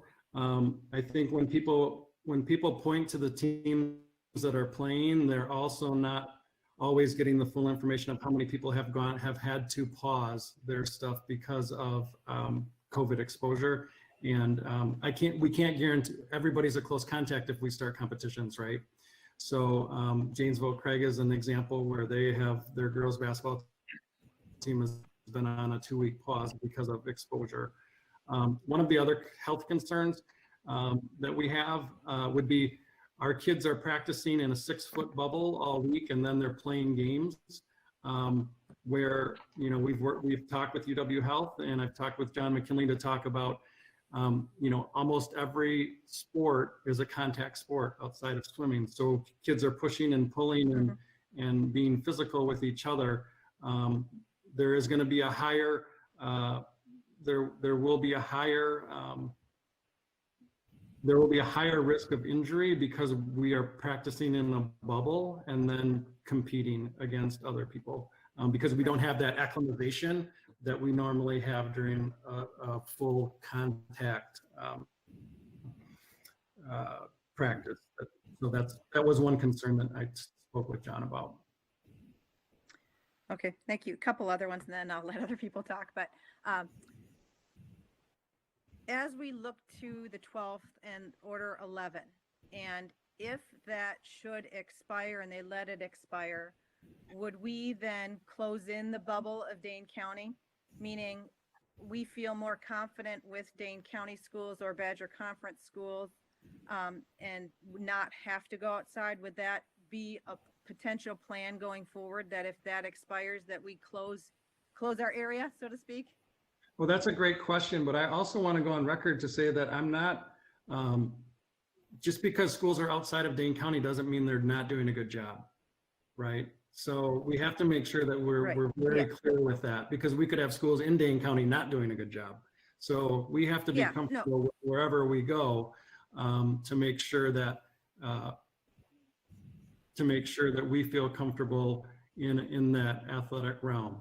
I would say that if Order 11 is lifted, the possibility and the opportunities for us to schedule more games with Dane County Schools is greater because they don't have any games, right? So Right. if the order's lifted, Middleton has no games to play right now.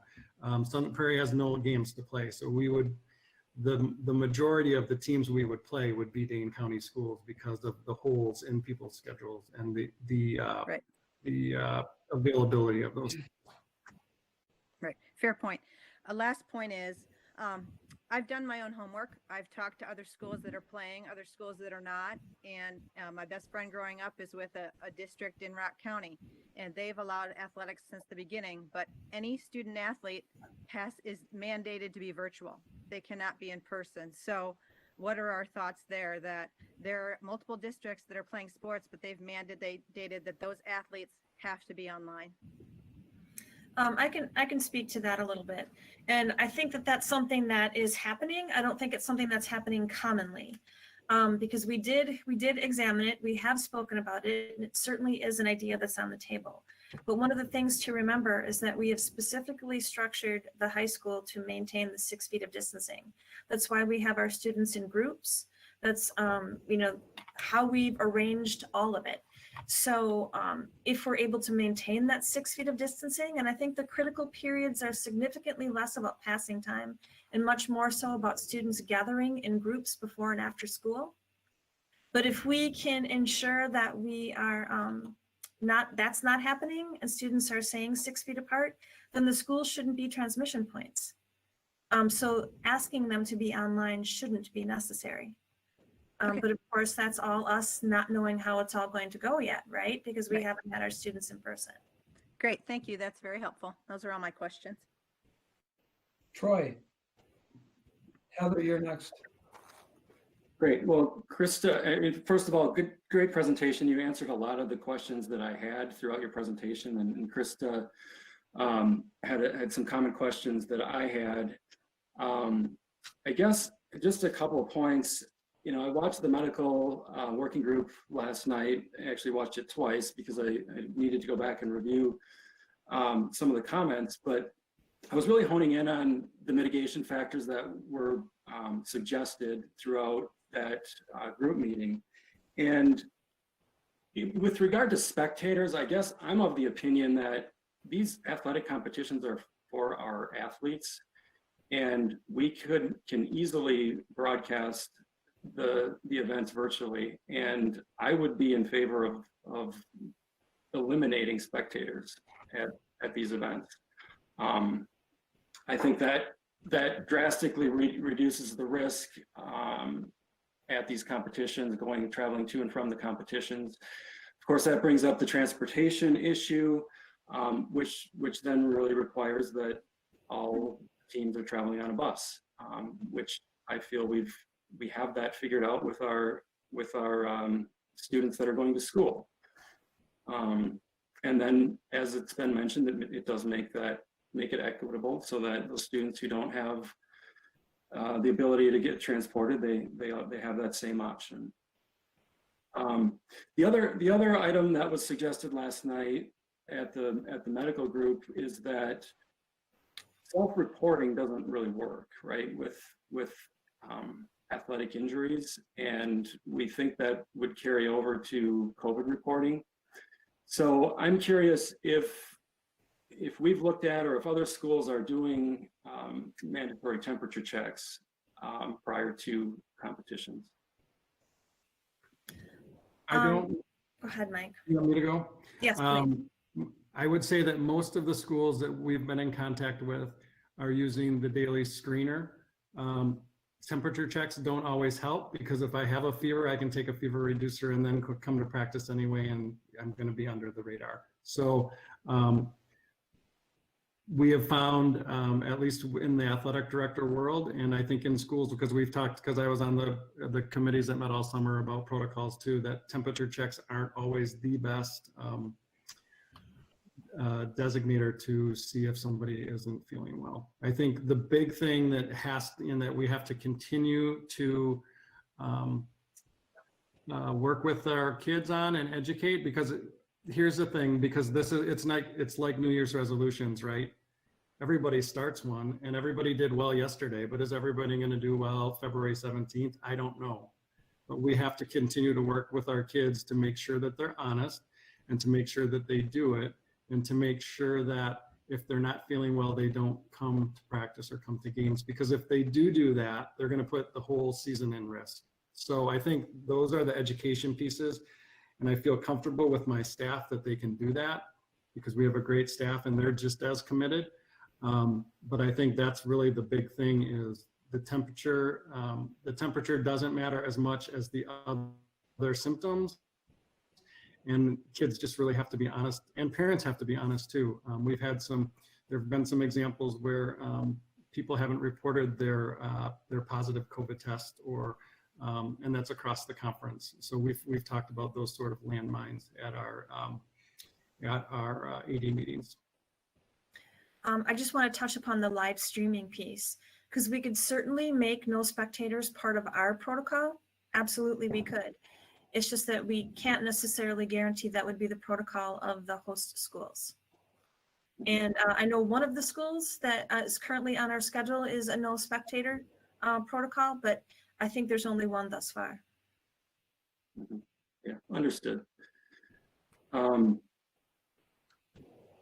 I appreciated Krista's question about how do we ensure that athletes are committed to the school sport versus additionally playing other sports, and I appreciate the response on that one.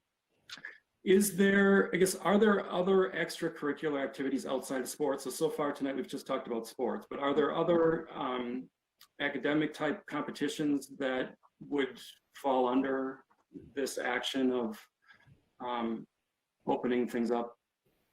That's an excellent question. And right now, no. They're either been moved to be virtual events or postponed until they could be in person more safely. Things like, DECA competitions, et cetera.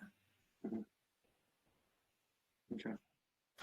And most of our other extracurricular activities have found ways to be virtual and still get the things that they need, just like we have with work, right? So I think when we did the contracts for extracurriculars, we had 2 people say that they couldn't do it because they felt like they couldn't do it because it was a service project and they had to be in person.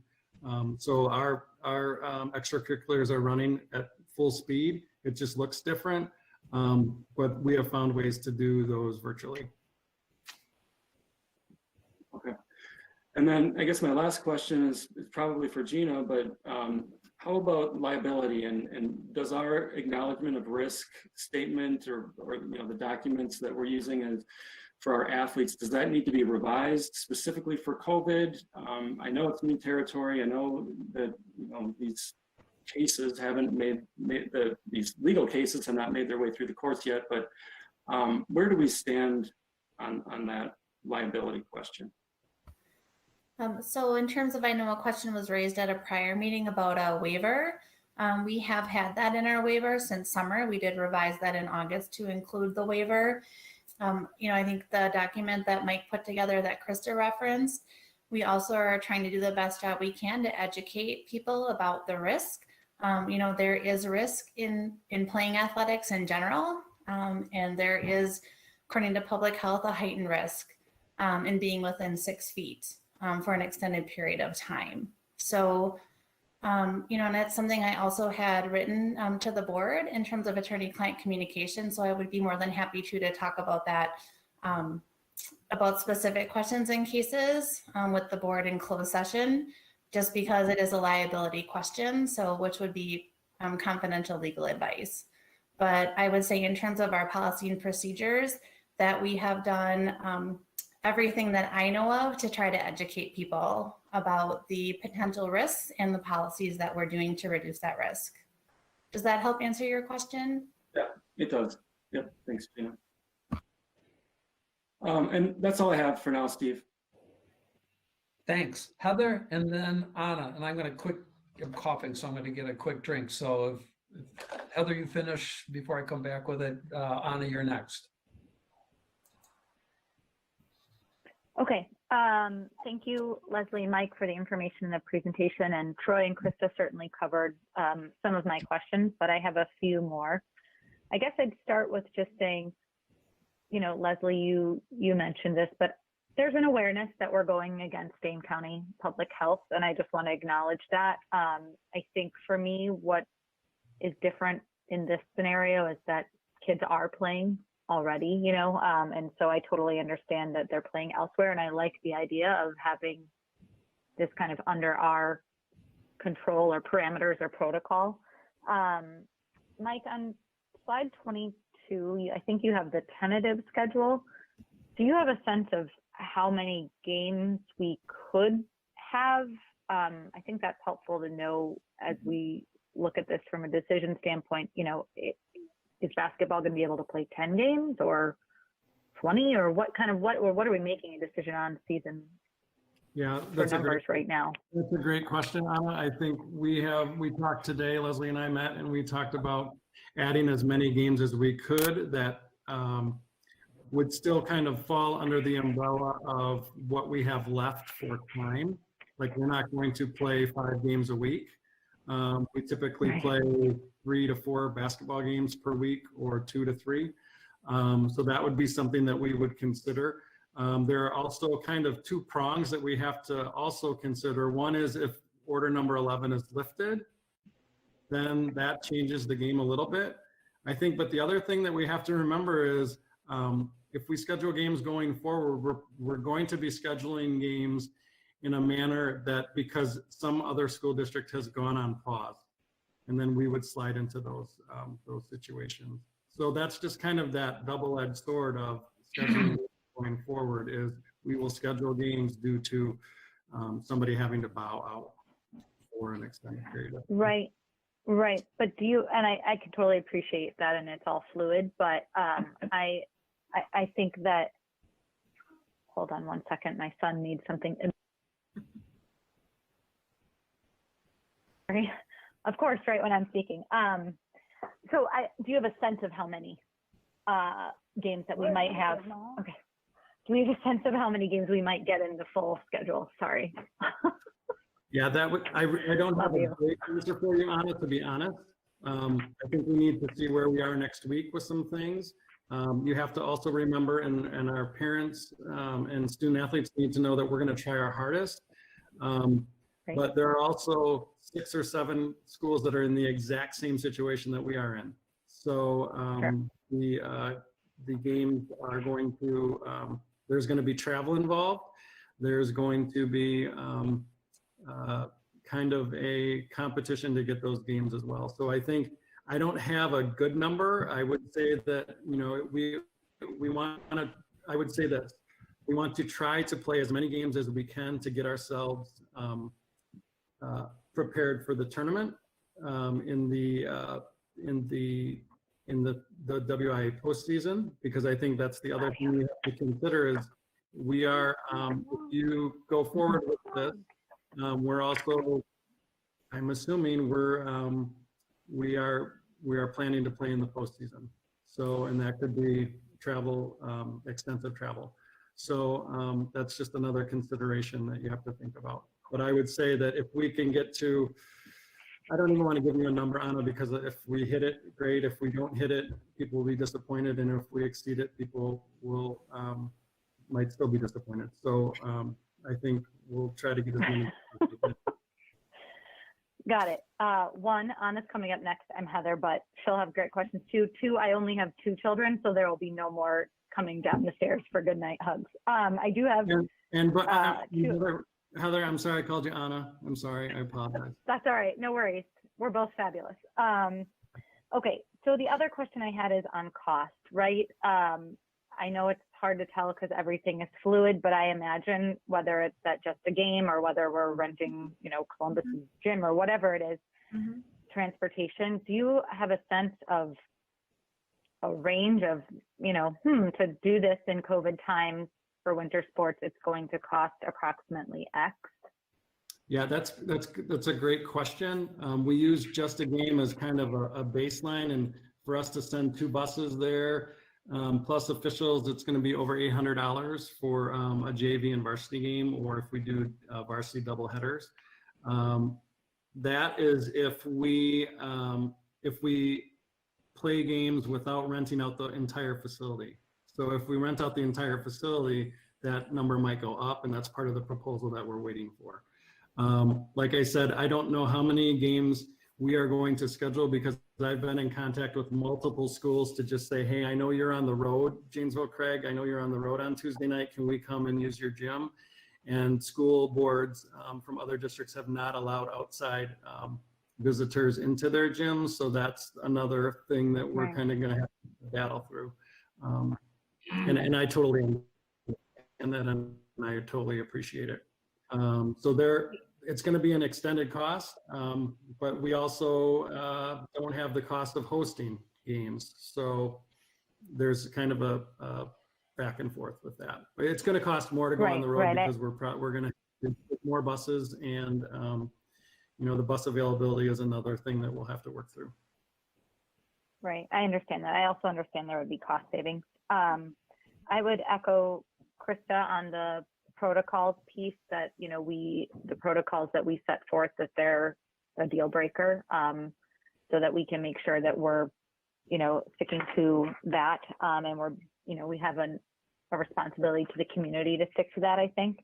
And yeah, my last thought is just the increased risk to the community. Leslie, thank you for pointing out again the 6 feet of distancing at school. I think that's an important reminder, especially as we wonder about, returning to even more or additional schooling, and just that Tim pointed out, with the privilege and increased risk comes greater responsibility. So just from a community perspective. So, and Troy, I'm also in favor of limited spectators. I don't know that it would be feasible to do none, but certainly limited. If I had to pick a number, 2, but I'm not an expert, so I'll leave that to somebody else.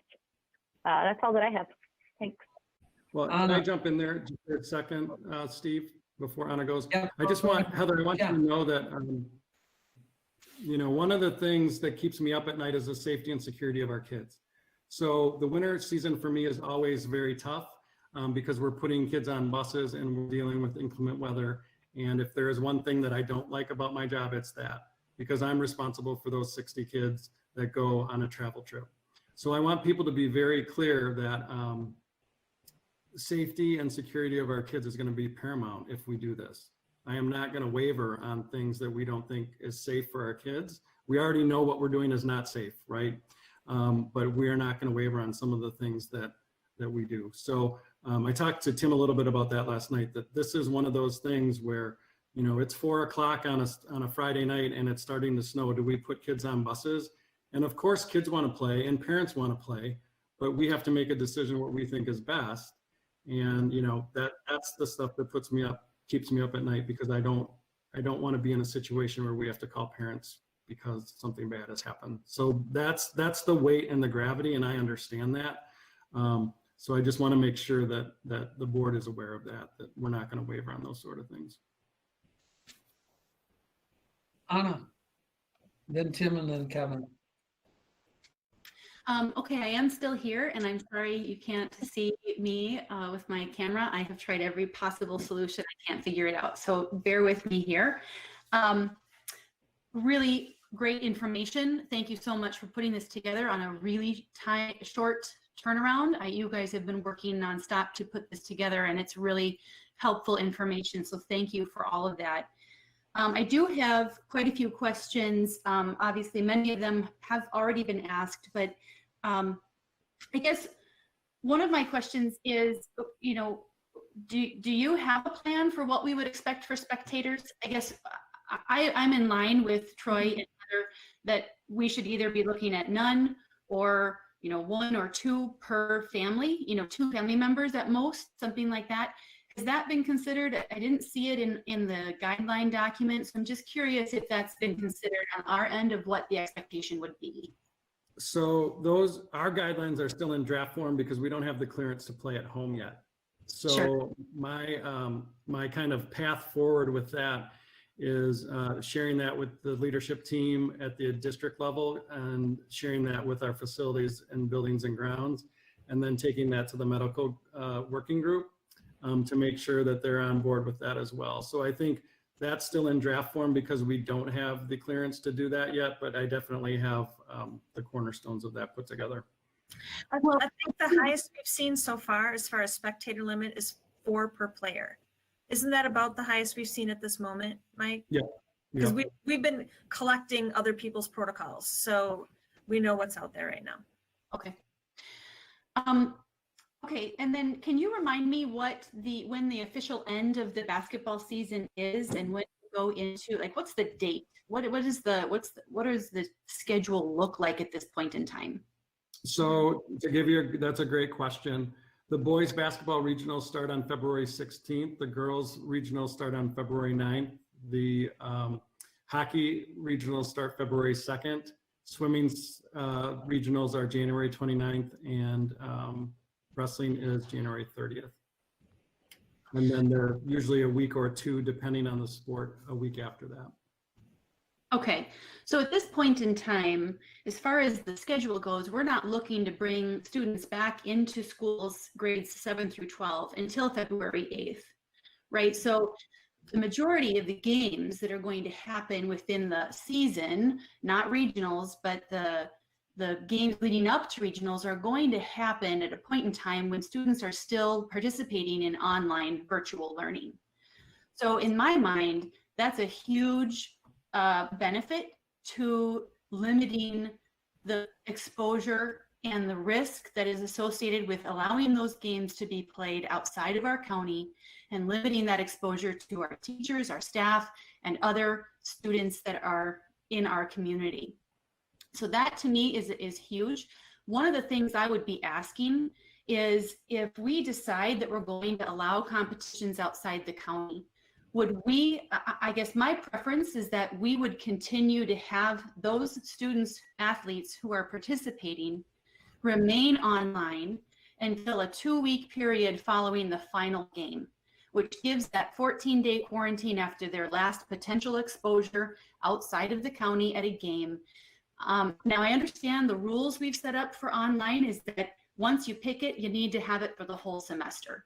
Can there be an exception made for student athletes if we're asking them to stay online for a window of time that exceeds February 8th, but allows them to do the phased restart 2 weeks after their last game? Is that an option? It is an option, and it's because we've set up the in-person and the online schooling to center around the Google Classroom. Consequently, people going in and out at the high school level isn't problematic. That's what I assumed. And so I guess I will be advocating that we hold that as an expectation of student athletes, that we ask that they agree to continue in an online format until 2 weeks after their last game that's played outside of the county.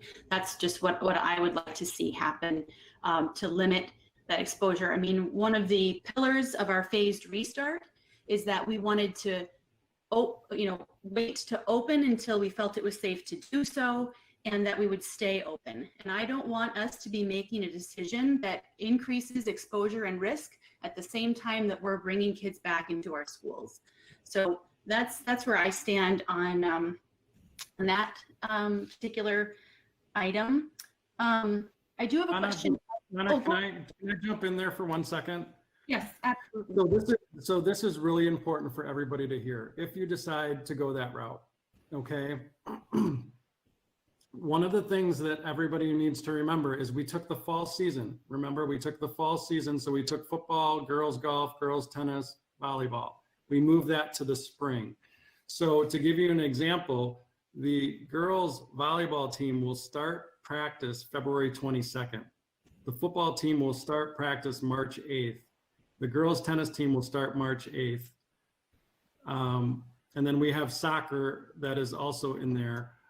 So I just want you to be aware that if there's a cascading decision, or could be a cascading decision, that if you say winter sports are online only, and the Dane County Public Health doesn't change anything, that you might be in a similar situation at the end of February.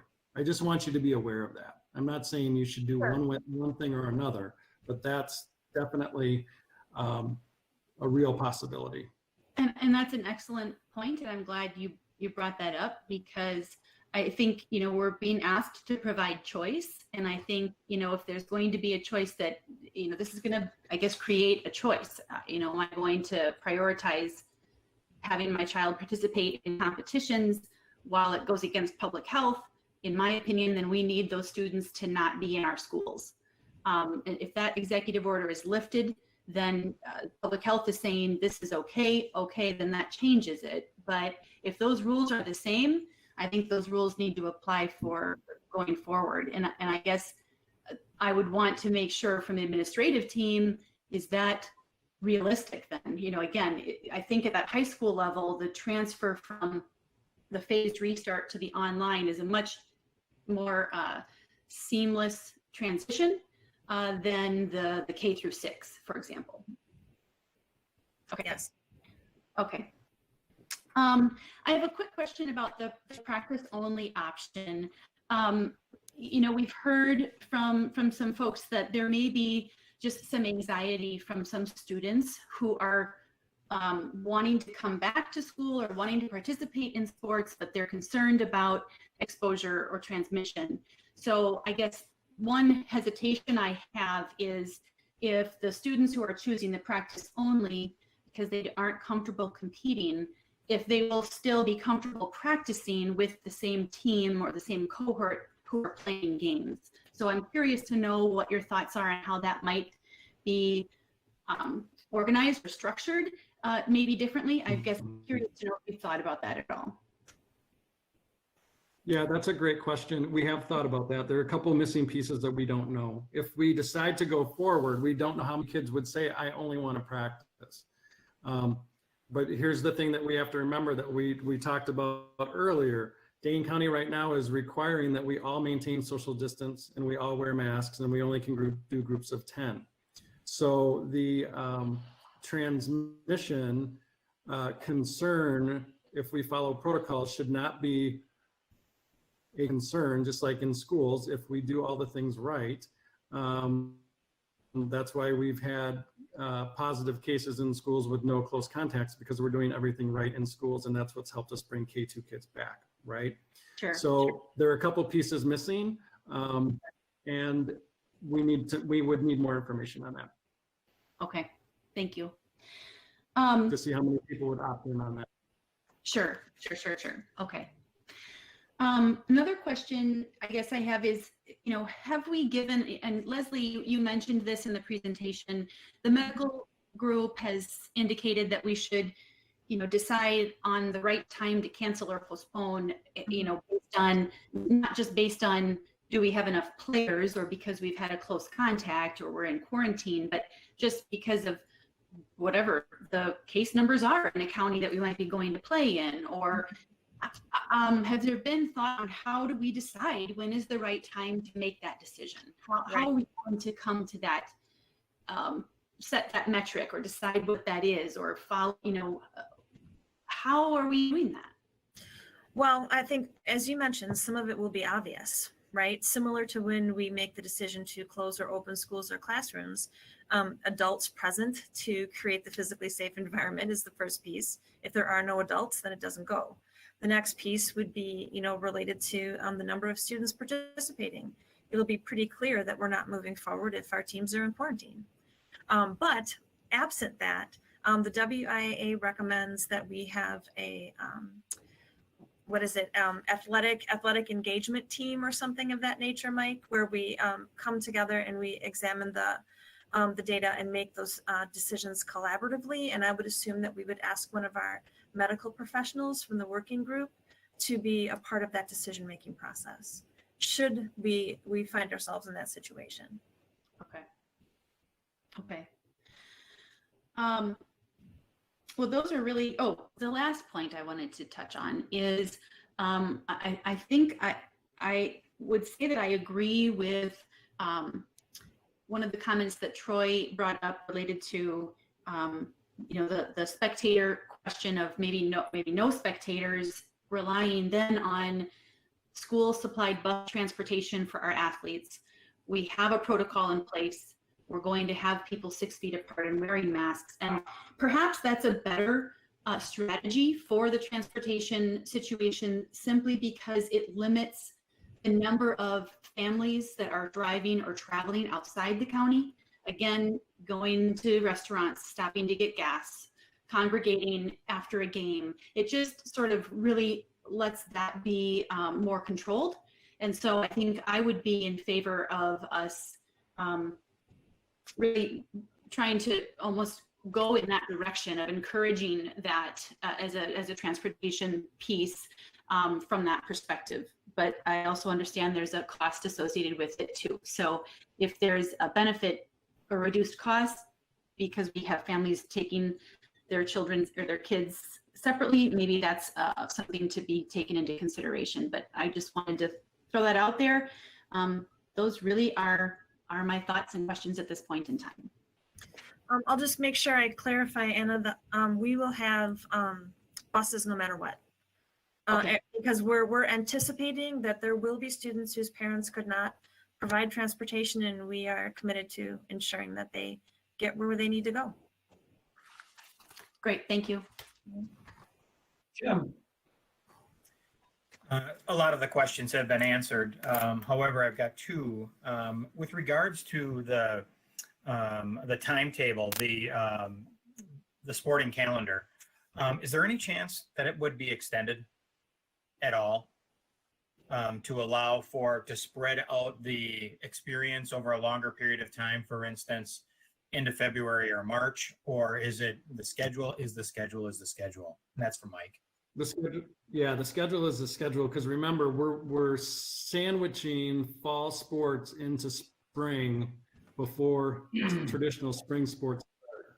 So we've shortened the basketball season to accommodate the boys soccer season, to not run into boys baseball and track, and those are just examples.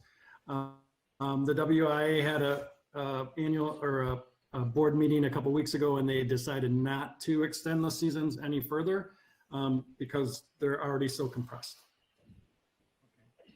Another way of leveraging more athletic and activity experience, it came up very briefly in your comments, Mike, was double headers, where we play twice as much, but without twice as many competitors.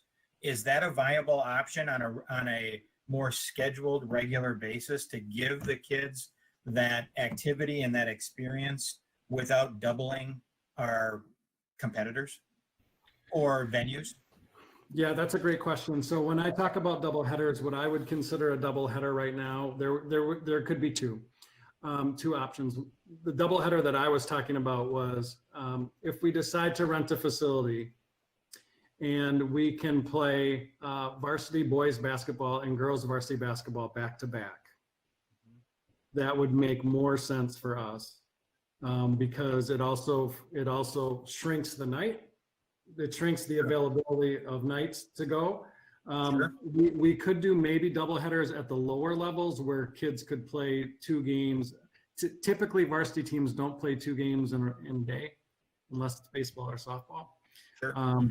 So the double headers that I'm envisioning scheduling would be for varsity, because normally we do for, let's say, basketball, we have a JV game and then a varsity game. But here's the other thing that we have to consider, and the other thing that's been a super problem: the renewal rate of officials in Wisconsin, which has already been at historic lows, is only about 65 to 75%. So many officials have opted out of officiating games this year because they don't feel safe. So that's going to be another issue that we're going to have to deal with. So that's going to limit maybe some of our lower level opportunities because there aren't enough officials to go around, period, much less to go around when 70% have only re-registered. So those are kind of, but we have done double headers before with some of our freshman teams where the A and B teams played, back to back. Sure. So those are the sort of so there are 2 double headers that I envision we would try to schedule. And I'm thinking more the latter than the former. So I'll just leave that with you. You know better than I do on what's possible and from a staffing perspective, a transportation perspective, et cetera. One more question around leveraging the experience. We're going to have kids who just want to practice. We talked about that briefly. And I know that, there's a whole nother activity-based basketball experience out there, like CYO basketball, for instance. It allows more kids to play without being on the varsity or JV team. Is that something that is swirling about so that we can get more kids active in different times, not all at one time, obviously, but more kids active who don't feel comfortable? It's 4-on-4 basketball or 5-on-5 basketball, I should say, as opposed to, a whole team playing out there. Is that something that is an option? Not at the moment, because we still can't play together. We still, in Dane County, we cannot play. We have to stay 6 feet apart. So there's no competitions in Dane County. So Right. we haven't looked at that. Right. Okay. And I would imagine going outside of Dane County, especially within a travel distance, is already exasperating the availability of facilities within driving distance, and that would only make it worse. Understood. I don't have any other questions, but I do have just a couple of points. I sincerely. Tim, Yes. we're in question time right now. We'll All get right. a little bit. That's all I have. Yeah. Kevin.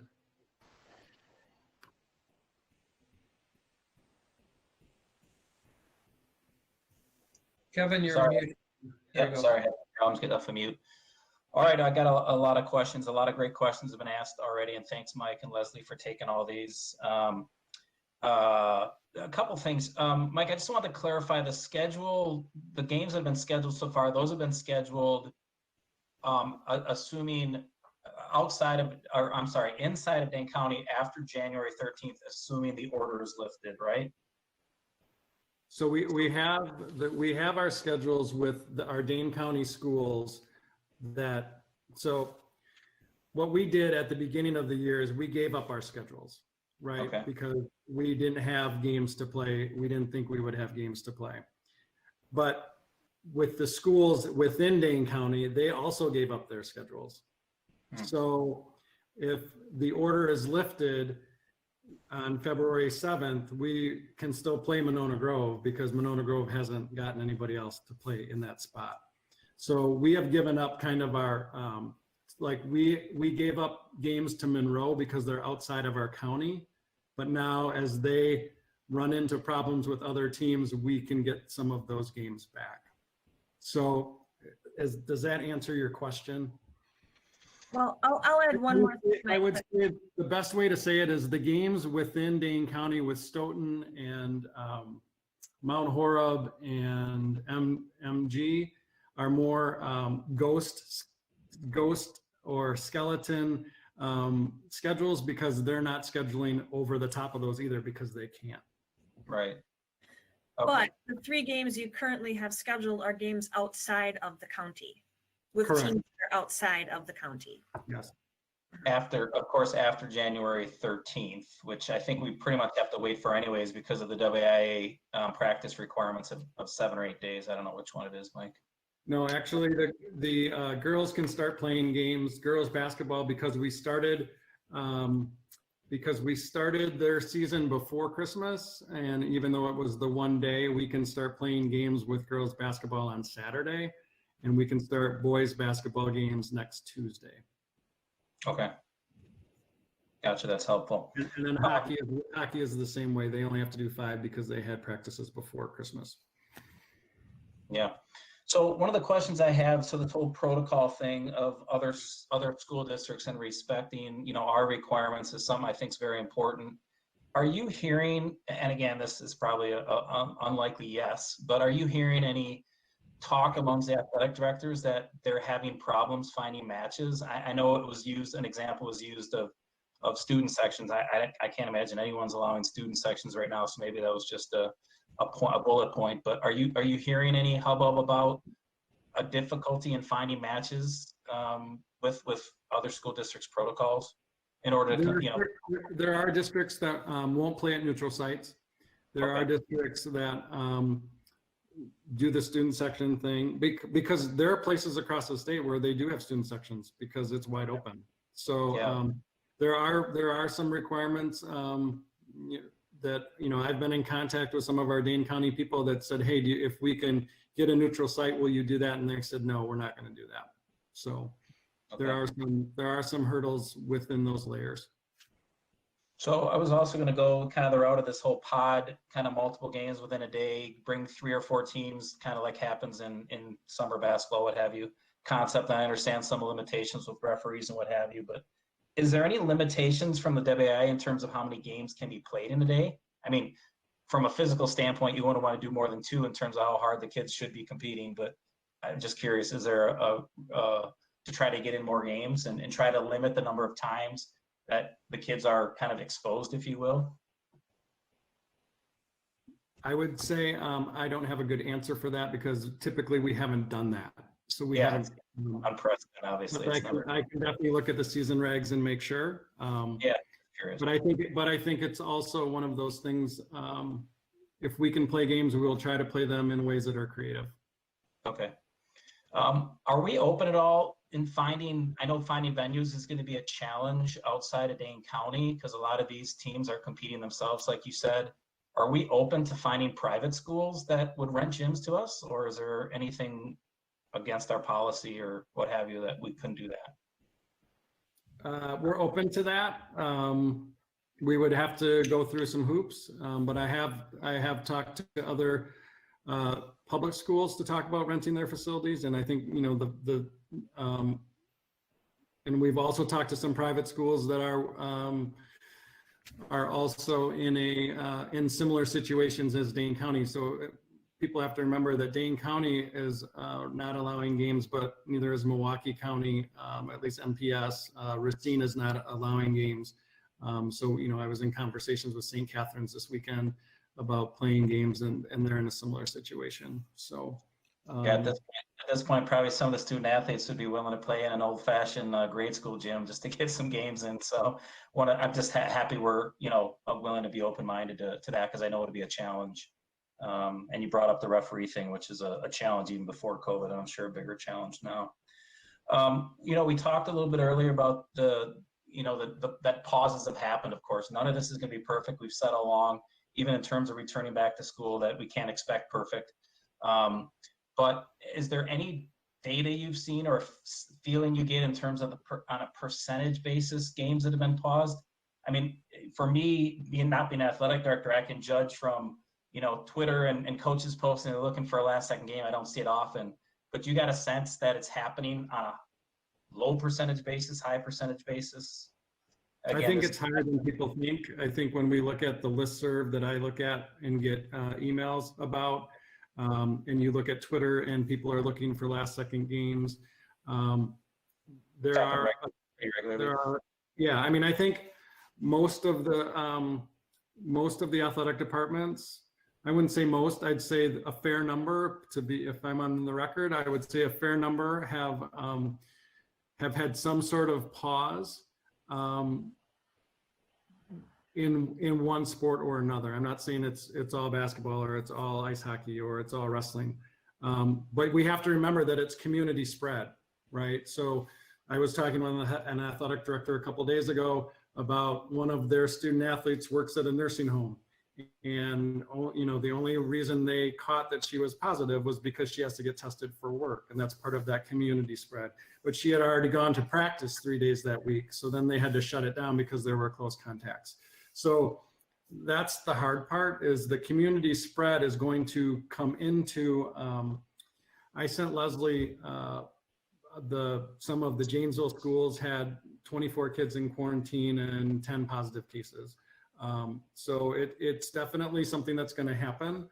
And we'd adjust, obviously, just like we've said all along. If there's reason to adjust, we're going to put the safety of the kids number one. I guess one other thing on protocols in terms of transportation and understanding limitations there, are there concerns about the availability of buses? I mean, I don't remember if it was the protocol you provided to medical advisory board, Mike, or if it was what the basketball coaches had put together back in November. But you know, there was a strong encouragement of parents that have the ability to take their kids to the actual competition to allow for bus availability for those that can't get there or have conflicts, and allow for social distancing on the bus and what have you.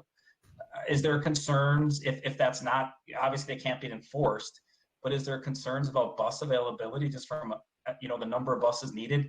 That might be double a typical trip because of social distancing on a bus. Yeah, so we can only, we're right now, our buses are limited, but the number of riders will be going up to 25, one per seat with masks. Okay. So that's, and I That's would hope that we would also try to keep teams separate, because if we do have a close contact, because we're going to have close contacts probably in games, right? If we're going to be within 6 feet. So I don't think we want to put 3 teams on a bus because we can't, number one, and number two, because of the social distancing component. So I think that's definitely something. I think the other thing that we have to think about is if we can only play at neutral site games, when can we do that? Is it at 4 o'clock? Is it at 2:30? Are kids going to miss class? Because those are going to be those sort of things that are going to be tough. And if we decide to play whenever we can play at a neutral site, there will be bus implications because we're taking kids back and forth to school too. Like the buses are already stretched thin because of social distancing. We don't have a ton of buses in our stable. So there are going to be some kind of ripples to run through with that. Sure, definitely a challenge, but doable. All right, I have plenty of comments, but I'll save that to the next section, Steve. Thank you, Mike. You're welcome. Thank you, Kevin. I have one question that's of Dr. Bergstrom. You had a slide up about going against the recommendation of Public Health Dane County and Madison. From that, I'm assuming that if the district were going to move forward with permitting sports activities outside of the county, that you would want the board on record of going against public health of Dane County, Madison. Am I reading that right? Yeah, thank you. Because as I'm sure you can imagine, as I'm tasked in my position with the safety of all of the students in the Oregon School District, right? That is my responsibility. And so if for the first time we're making a decision contrary to public health, I definitely would only want to move forward with the board being willing to sign off on that decision. Thank you. Okay, we're through the question phase, but I want to just make sure that having gone through the question phase once, did any of those questions and answers raise any other questions from any other board member? And just let me know with a signal. Ani, you're going to have to be verbal because I can't see you. No further questions for me. This is on the calendar as a requested action item. And so pursuant to our parliamentary protocol, we've had a presentation of the issue with the ability to ask questions. And our process has been that if we're going to have any discussion, we need a motion on the table. So I would entertain a motion. And, you know, Kevin, you requested this meeting, so I'm going to turn to you first. Yeah, thank you, Steve. I'm sure there will be some suggested maybe friendly amendments and also other amendments, and we'll have to brush up on our Roberts rule here. But I'd like to start with amendment to move to allow all winter sports to schedule games immediately to compete outside of Dane County, following their satisfaction of WIA minimum practice requirements and strictly following the OSD protocols presented tonight, including specifically limiting spectators to a maximum of 4 per athlete and ensuring the schools we compete with have similar requirements in place to the OSD school district. And I know I talk a lot faster than Katie can probably type, so let me know if you need me to repeat that. Oh, there you go. It's on the screen. Could you email that to me, Kevin, by any chance? Sure. Thank you. So the essence of the motion, Kevin, is to permit all winter sports effective immediately to engage in competition outside of Dane County, provided that those competitions comply with WIA regulations, the protocol that were presented by the administration tonight, but in particular, a limitation on spectators of 4. Was there anything else? Yeah, and just that, per Mike's comment, that the teams we compete with have similar requirements in place that will leave up to discretion athletic director to, and the administration, I guess, to ascertain whether those are in line with our requirements. Okay, we got a motion on the table. Is there a second? This is Tim, I'll second. Okay, we have a motion and a second. Time for discussion. I'll start with you, Kevin. Yes, thanks. I think I'm still off mute here. I'm bouncing back and forth between screens.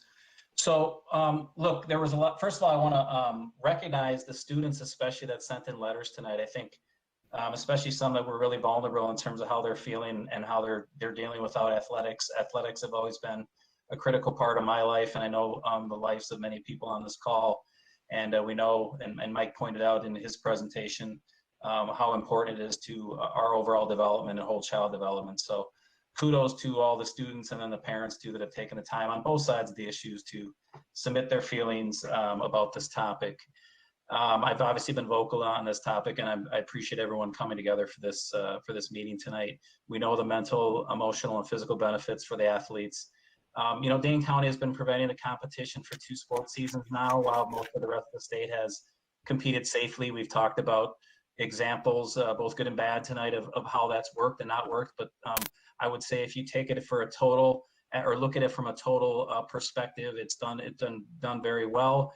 And for the most part, and the majority of the time, it's been done safely. So I think that's an important consideration.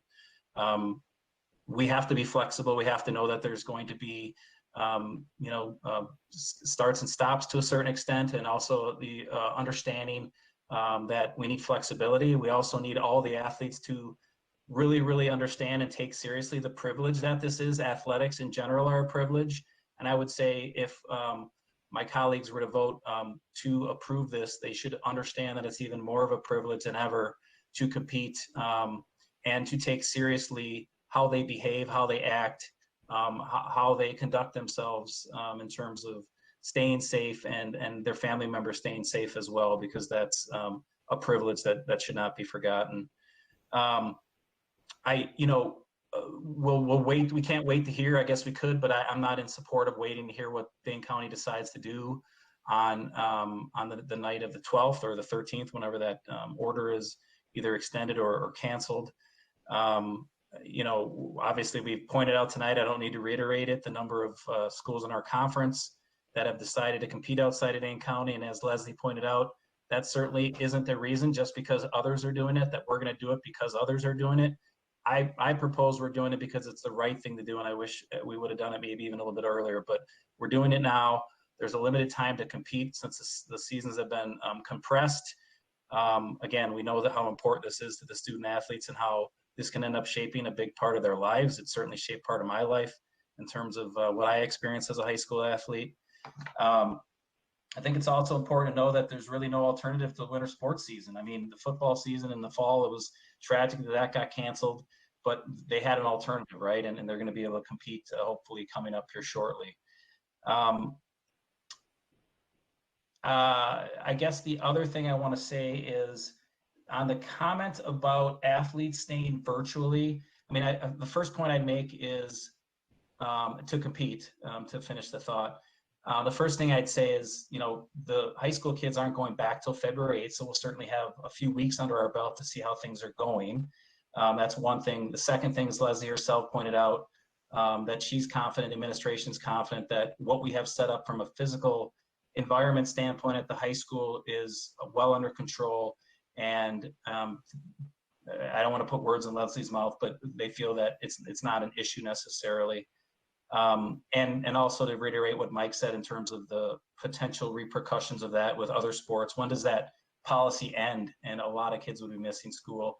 And I think it's also important to know, I think it was pointed out by someone tonight, that teams, including our own athletes, are competing outside of the district or outside of Dane County with club teams. And I think, by the way, it's important that we do require that they only compete with Oregon if they go this route and not club teams. I think that's a great thing we're going to need to get them to sign off on. But they are competing. They'll continue to compete if we put in additional requirements like being virtual only.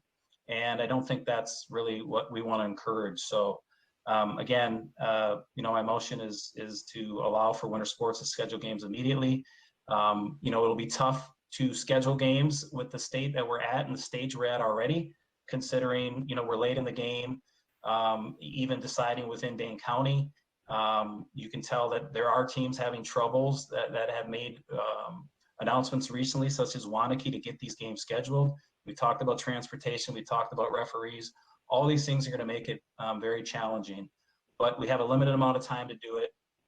There's great protocols in place that we will strictly follow. And that's why I want to make sure that, the details such as the number of spectators was explicitly pointed out in my motion. So I don't know if anyone has questions for the motion or any questions of me, but that's my comments. Tim, floor is yours. I don't have any questions for you, Kevin, but thank you for speaking up. I'm thinking about this decision the way I think about parenting. We have raised our family looking for ways to say yes. And I think it's important that we do that here. We have lots of kids who are benefiting from athletics, whatever season and whatever sport, they're benefiting. And I appreciate all the work that has already been done by the coaches and by administration. Mike, I appreciate all the work that you've been doing to look at schedules, because I know they're going to change a lot, and it's only going to get more difficult if we move ahead here. I appreciate the flexibility, and it's going to be, we're not just asking for flexibility with regards to athletes, we're asking for flexibility with regards to fans, parents, and other students who aren't going to be competing. They all are going to have a responsibility here, and we are going to succeed or fail on the backs of everybody. It's the weakest link in this case, and I want to make sure that everybody is clear about that. I appreciate the fact, Mike, that you've already got 20-some games scheduled, that wrestling is maxed out. Even though it's a very short season, you took into account how short it is, and that they're maxed out. That swimming is doing it virtually, something I never would have imagined being possible. So I appreciate that. I had a chance to talk with Dr. Bergstrom and Mike Carr a little bit last night about Dane County, because I do want to address, I'm not in favor of going against Dane County, but I think Dane County is one piece of this decision. Like lots of other decisions we make, we take a painful amount of time to make sure that we get 360-degree feedback before we make a decision. We hear from students, we hear from parents, we hear from the community, we hear from Dane County, we hear from the CDC, we take a lot of time to make sure we hear from our medical task force, who we just heard from last night on this specific subject. And then with all of that, we layer on top of all that feedback, the education environment. And we can all agree that athletics are an important part of the education environment for lots of kids. I think I've heard in the past that our kids, nearly 80% of our, maybe it's not 80%, Mike, you could probably correct me, but a high percentage of our entire population of kids in our school participate in athletics in one form or another. It's an important part of the education environment. And to miss out on it for what has now become almost 300 days, there's a big gap in that component of education that we are tasked with delivering. And so that 360-degree feedback is important, but it's our responsibility, not Dane County's responsibility, not our competitors' responsibility, not our community's responsibility. It's our responsibility to layer on top of that our greatest responsibility in educating our kids. And this is an important part of it. So I have never been involved as an athlete. I was in band, and that was the closest I got. I was in pep band, and so I was there in the fan section. I wasn't competing, but it was an important part of my life and throughout high school. And so I speak from a little different place than Kevin does, because I wasn't out on the field or out on the court or out on the ice, but it was an important part of my development and growing up as well. And so I wholeheartedly support this. I feel badly that Dane County is where we're at right now, but I appreciate their perspective, and it is one of the perspectives we are using to make this decision. That's it for me. Anand and Heather. Well, I am very torn on this. I'm just going to tell you, I am very, very torn. I really appreciate the emails that we are getting from the students, because it has really hit home with me on the importance of athletics to our students. And that's something that we need to take very seriously. Some of the advantages I wrote down, if we were to say, yep, we're going to allow this, if we approve this motion, that the advantages are we're going to allow athletes to compete in a sport they love. This is going to support improved attitudes, positive morale, and happiness to student athletes at a point in time when there's not a lot of happiness, right? People are dealing with mental health and social isolation and depression and anxiety. And so that's a huge advantage that we can offer our students. It also allows competitions in a controlled manner with a lot of safety precautions to minimize the potential transmission. So I recognize there's been a lot of work put into the safety protocols, the expectations, and I think that that's really important and a big part of this decision for us. I also made a list of the disadvantages, and the first one on my list is that we're going against the recommendation of public health.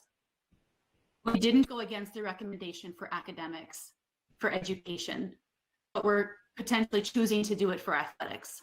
I really struggle with that. I really have a hard time, I guess, moving forward with that decision to prioritize athletics, I guess is what I'm calling it, over academics. So that's one of my issues with this.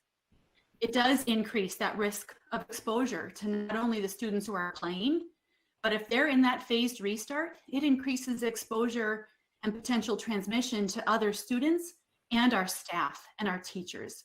And we're talking about how we can support our staff as we're asking them to come back into our schools.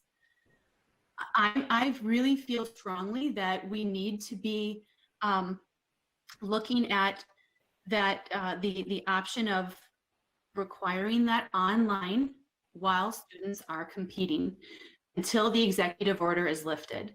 So I don't know if by Robert's rules, if I can make an amendment at this point in time to the motion. I'm looking to you, Steve, to see if that's something I should do if I want to make an amendment. You have the floor and you have the ability to make an amendment to the motion. So I move to amend the motion to limit spectators to 2 as opposed to 4. Now I understand some schools are offering or allowing 4. I would ask that we try to work with those particular schools and limit it to 2.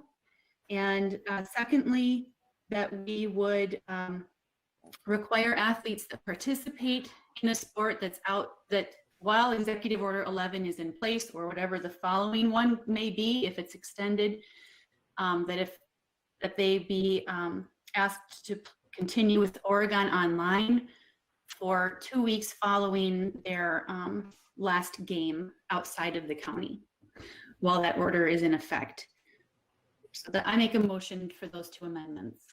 Okay, we have a motion to amend the motion on the table. Is there a second to the motion to amend? And is anybody seconding Anna's motion? Once? Twice? Motion fails for lack of a second. Okay. Could I, sorry, Anna, could I just jump in? Yeah. I guess I'll make a suggestion. If you were to split that amendment into 2 pieces, that might be an approach we could move things forward. Okay. Well, I'll start with the one that I feel is most important, and that is, I guess I would make another motion to include the requirement that student athletes participate in competitions outside of Dane County while Executive Order 11 or any extension or potential future executive order does not allow games in Dane County, that we ask those students to participate in Oregon online for a period while they are competing and for a 2-week period post the final game.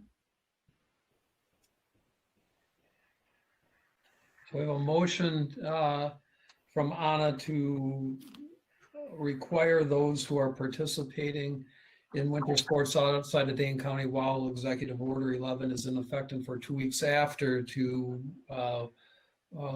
go through school on Oregon Online. Is there a second to that motion?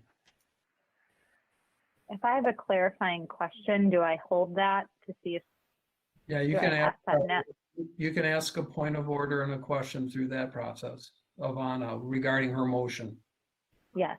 Okay. So I just have a question, Anna, for that motion. Are you saying that would be for winter and spring sports, obviously, until the Dane County order has expired? And also, are you saying that for all sports or certain, I might not use the right word, contact sports, for example, swimming probably doesn't Sure. have the same level of risk as basketball. So I guess I'm just looking for some clarifying words on that.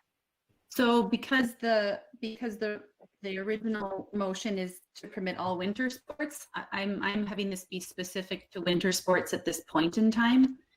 And I would say that my intent with that is for a sport that is contact sport. So if we're not defining swimming as a contact sport, then that would not necessarily be part of that. It would be a contact sport.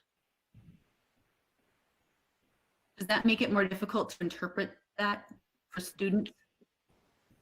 No? Okay. And sorry, so my other question, am I able to ask Mike a question during this time, or is it only to Anna? You want to, does it help you clarify the motion?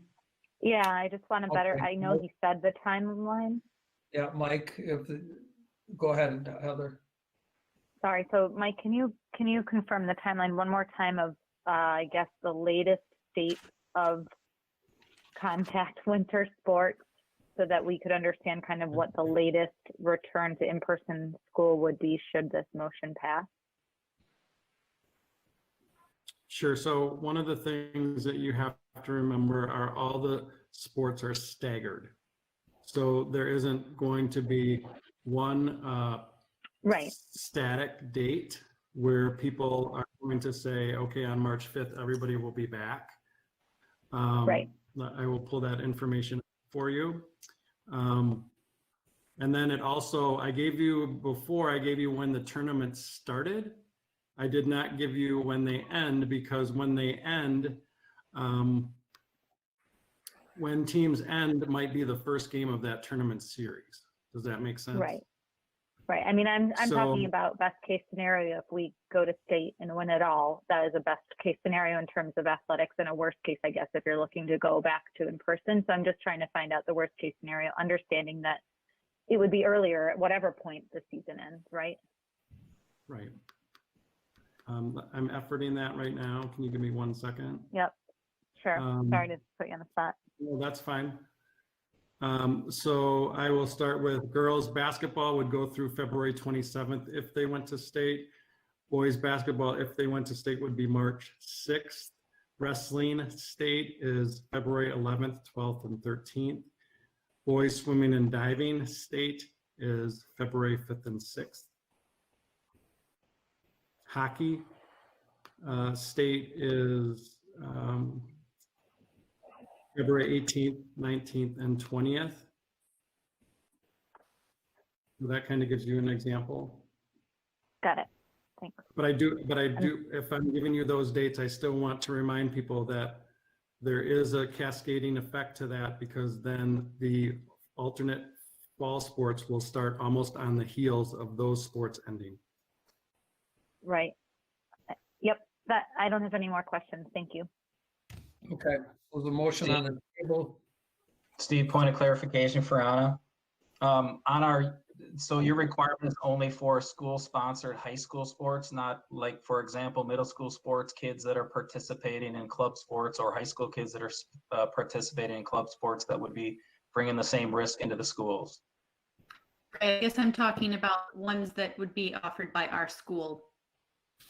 Because, Okay. you know, people are participating outside, that's their prerogative, but this is a school-sponsored sport, and so that's where I'm focusing that. Okay. There's a motion on the table. Is there a second to that motion? Is there a second to that motion? Is there a second to that motion? That motion fails for lack of a second. Okay. I would make another motion to limit, well, actually, it doesn't even matter, because I'm not going to support this without that, because I feel like it doesn't make sense for us to increase exposure to students at the same time that we are bringing kids back into our schools. I think it creates a higher risk for our staff. It creates a higher risk for other students in the school. And I will not be supporting this motion if we don't have those sorts of safety protocols in place. So that's all I have. Thank you, Anna. Heather?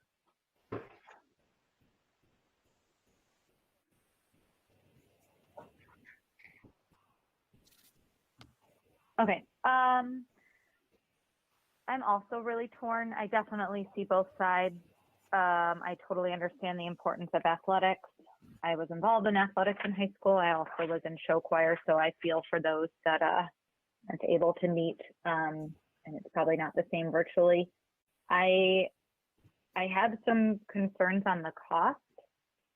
I understand that there's increased costs. I also understand that we have some funding available, and I guess I would just encourage that we continue to increase spending as needed where appropriate, in terms of things as we're talking about mental health supports, because I know the school district has been doing and the admin team has been very strong on, but I have a little bit of it's a little bit difficult for me to say, yes, let's go spend all this money, and actually not even knowing really what it is on athletics. However, again, I understand the importance of it and that it's more than just playing sports, and for all the reasons that Mike listed.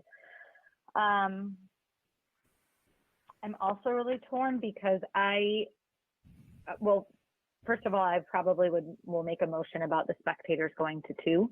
That's something that I feel pretty strongly about. But the other part is I am torn similarly to Anna in the idea of increasing community risk for a small group of people. Now, who knows, maybe Dane County, January 13th, this goes away, and then we're not worrying about extended virtual schooling. But there's a real conflict, right, of saying, okay, kids, stay out longer for virtual when we know that it's the best for many children to be back to some sort of in-person school. But then on the other hand, it's a choice to to be part of athletics, and I'm not sure that the community should bear the risk of a school sponsored something. So Anna, I'm really torn on your motion, just so you know. So let me leave it at that. And do I make a friendly amendment now to have the spectators go to 2? You can make a. Is that you what can- You can make a motion to amend the motion. I was going to make a motion to amend the motion that the spectators be 2 instead of 4. I will Okay. second that motion. Krista with a second. Okay. Discussion on the amendment of going from 4 to 2 on the spectators. I'm just gonna, Kevin, I'm gonna, Yeah, thanks, Steve. I wouldn't necessarily be opposed to this. I think my only concern is part of my motion included us considering other communities' protocols, being similar. And I did say similar, not exactly like ours. So it's going to be very difficult to schedule games. And I don't know if someone can pull the slide back up where it had the different conferences in terms of number. I thought I saw 4 spectators for quite a lot of them. So we're have a lot of constraints already. We're the last one in the conference to be there. There's teams that have been competing for months and months and months. We've talked about transportation. We've talked about referees. We're making it awfully hard to schedule games. That's my concern.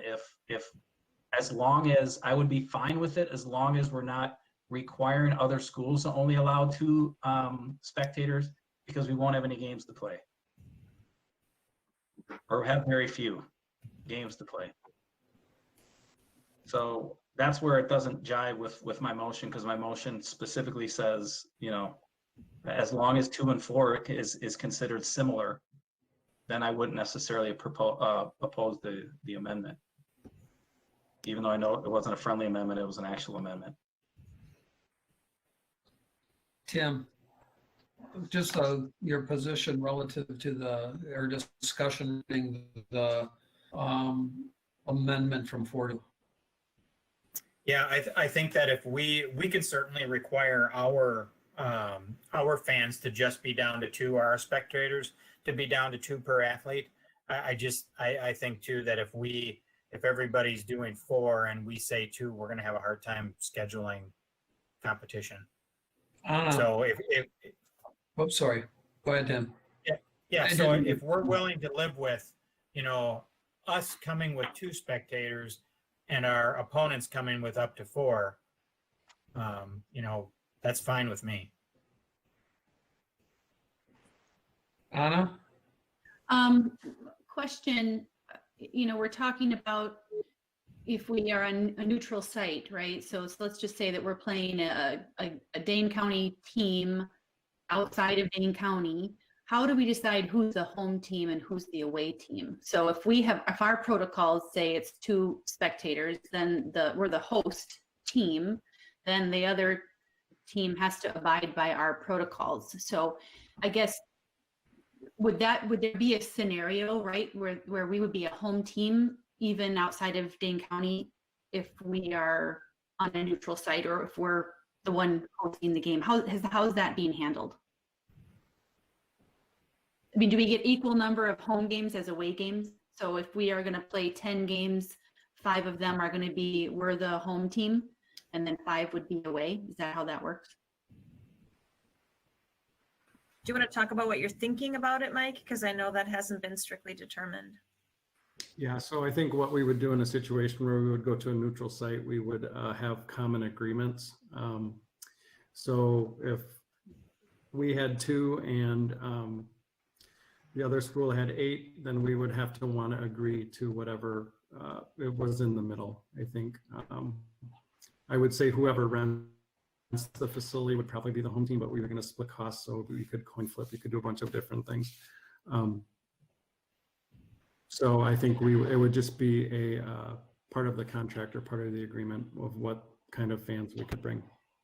Do you have a sense for the schools that have limited their spectators to 4 of their willingness to go to 2? I mean, is that going to be like a real big deal to the other schools that we play against? Is that going to be a problem? You're asking me? I'm just wondering if you have an idea how sensitive that other teams may be to that limit. If we say, listen, we want to limit it to 2, do you have an idea of how receptive other schools would be if they're already saying that they allow 4?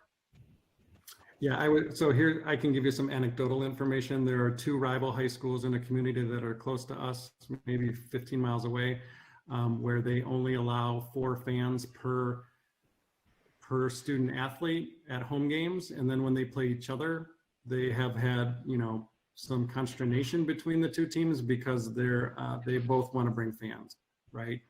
So I think that's something to think about. I would also offer this up, that not all families are nuclear families.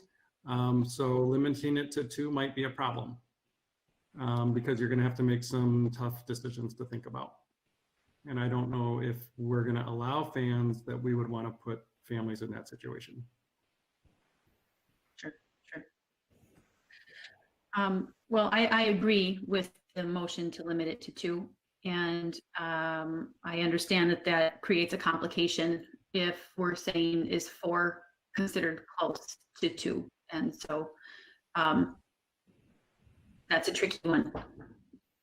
I would offer a friendly amendment to Heather's motion that if we're the hosting entity, we're the home team and a neutral, it's 2 with a maximum of 4 if we play another team.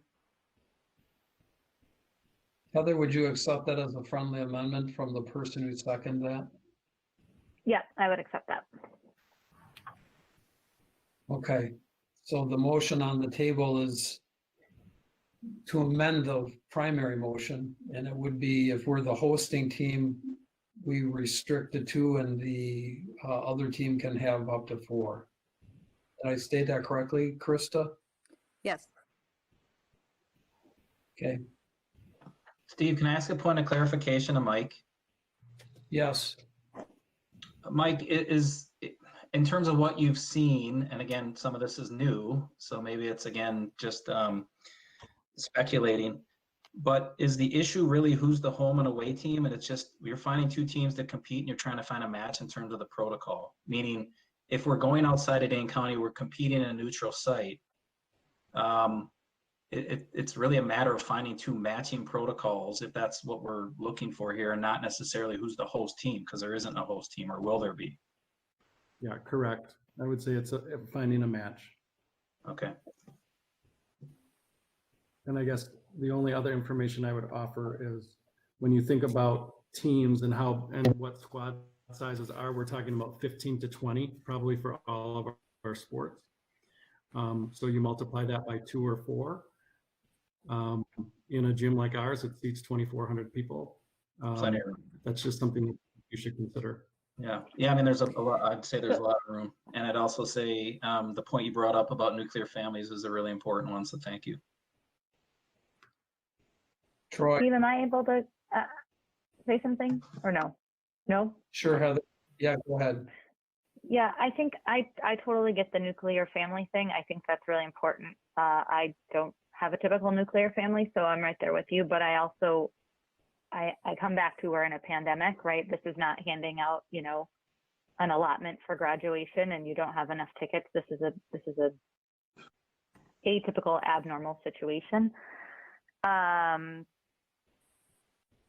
And Mike, I just wonder, not that I don't want to make it more difficult to schedule, certainly not, but it seems like that there would be a number of schools in a similar situation to us, even if they've had a kind of an advance, getting things on the schedule, that COVID's popping up or people are taking, 2-week pauses, that teams want to play and need to schedule. So I would like to believe that, them going from 4 to 2 so that a game can happen seems like a reasonable thing, and that coaches and ADs wouldn't be like, well, we're not going to play for that, given that everybody is needing to do all this last minute continual scheduling. I don't know if you have a comment on that. I would say that it would be a factor. But people also have to remember too that I just reviewed Monroe's protocols, and Monroe is not allowing now, but they could allow them in the future. So it's very, as you can see from this slide, it's very different. Even though you can look at the Big 8 schools in the Capital Conference, one says 4 tickets per athlete, one says 4 tickets per athlete, and they must be from the same household. So there's a lot of minutia, and I think the tighter you write it, the less flexibility we have. That would be my Sure, advice. understandable. Steve, Got is it. the floor open for discussion? I'm sorry, Heather, I didn't know if you were done. I'm done. Yeah, I'm Thank you. walking through. I'll get back to Okay. people. I want to give everybody a one round through to talk about the amendment, which is limiting the spectators to 2 if we're hosting and 4 for the other opponent. Troy, Yeah, so, I mean, exactly what Heather said. I mean, this is not about the parents. This is about getting the parents out on the court to play sports. And I can live with 2. I'd like it to be 0. But I can live with 2, and I agree with the amendment in that I don't want, if the other team has 4 in their requirements, I don't want that to limit us. I think that we can only control what we can control. And, you know, again, this is not about the parents, this is about the kids, and we need to be focused on that. Krista, No, I'm with Troy. I think we're putting in, and maybe if you need to give Mike some flexibility, but I think we're doing that saying if we're the hosting entity, we would prefer 2. And maybe if you have to add the word prefer in there so that if Mike gets in a pinch where it's like, wow, this is a sticking point, that he doesn't have to come back to the board every time he wants to schedule somebody where the sticking point's the 4. So again, could we have a friendly that says, we prefer 2, we can live with 4, no more than 4. Krista, I was going to make a friendly amendment to add language to strongly prefer 2, but we would live with 4. I think that'd give Mike flexibility. I think we're just putting a lot of constraints on. I get it. It's not about the parents. It's about the kids. And I'm sure the parents would be glad to sit in the parking lot and listen, you know, try to watch it on their iPad if they had to. But I'm more worried about the constraints we're putting on Mike and the coaches getting probably a maximum of 8 games in, guys. We have 3 to 4 weeks to get 8 games with incredible constraints. So the language is really important here. all right. Heather, would you live with prefer? A request, Heather, that your motion be modified to read that it would be prefer a limitation of 2 spectators for the home and up to 4. Are you agreeable to that? I'm agreeable. Will we circle back one more time on other thoughts before taking a vote? If so, Yeah. then We're I'm just voting agreeable to on that. this amendment. Yeah, just right now. Right, but if we pass this amendment, does that mean that Kevin's amendment No. motion passes or just No. not? Okay, then yes. We are solely talking right now and considering for vote only your motion to amend, which now I think Got it. you've agreed was a friendly amendment that we would prefer a limitation of 2 spectators if we're the hosting and up to no more than 4.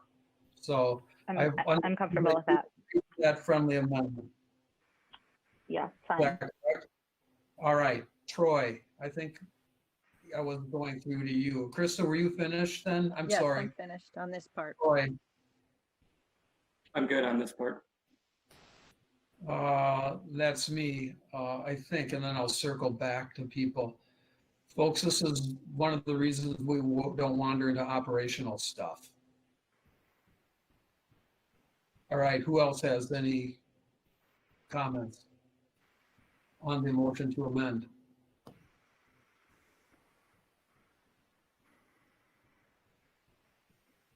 All right, the motion on the table is to amend the primary motion to change it from a limitation on spectators to 4 to a preference of a limitation of 2, but no more than 4 spectators. Did I state that correctly, Heather and Krista? Yes. Katie, do you have that? Yes. Okay.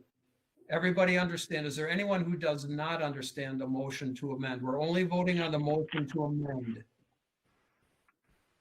Okay. Katie, would you call the roll on the motion to amend. Okay, we're voting on is to amend the primary motion from a limitation of 4 to a preference of a limitation of 2, but no more than 4. Would you call the roll then, starting with Heather? Ms. Garrison, Yes. Ms. Flanagan, Yes. Mr. Maring, Yes. Mr. Pankratz, Yes. Ms. Dijak, Yes. Mr. LeBrun, Yes. Mr. Zach. Yes, the motion has been amended by a 7-0 vote. All right, Heather, you still have the floor relative to the primary motion, which has now been amended. I have a question, but I honestly don't know if it's relevant to this motion or not. So I'm not really sure how to proceed right at this moment. Okay, well, the discussion right now is on Kevin's motion to permit winter sports to compete outside Okay. of Dane County. Yep. So if you All have right, any we'll comments, go with it. now's the time. Yes.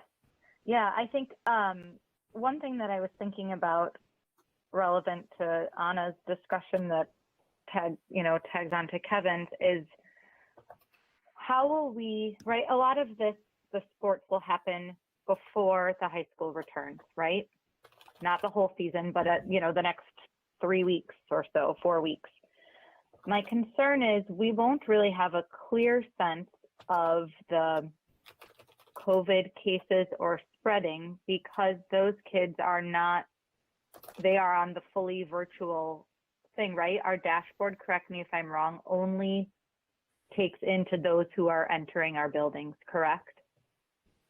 And so my question That's is, correct right now. oh, as of right now, right. So my question is, how will we monitor, measure, manage the potential increased cases from this, from the athletics activity should we move forward, given that the students that are doing this aren't part of the school district dashboard? And that gives me pause into how will we prepare for February or whatever the date is that 7 through 12 is back, or 8 through 12. Mm-hmm. Well, I would say that the expectation related to students and reporting of positive COVID cases, whether they're in a virtual or in-person environment, if they're in athletics, it needs to be reported because they're in our building to practice. So that Okay. has to be reported to us moving forward. Okay, So so then, to monitor. so we would be able to monitor that. So I wonder if there's something that could be amended as well that could say something about before these students return to school, that I'm not sure, I'm not trying to require a COVID test from anybody, from everybody, but I'm just wondering if there's some parameter that if it exceeds X, that maybe there is some sort of pause to returning to school. I don't have the answers, but that was just something that came to mind. Instead of saying, you're 2 weeks virtual past your last competition date outside of Dane County. Heather, but it's can I? 9 o'clock and my brain Steve, is can not I offer functioning. a point to Heather's point?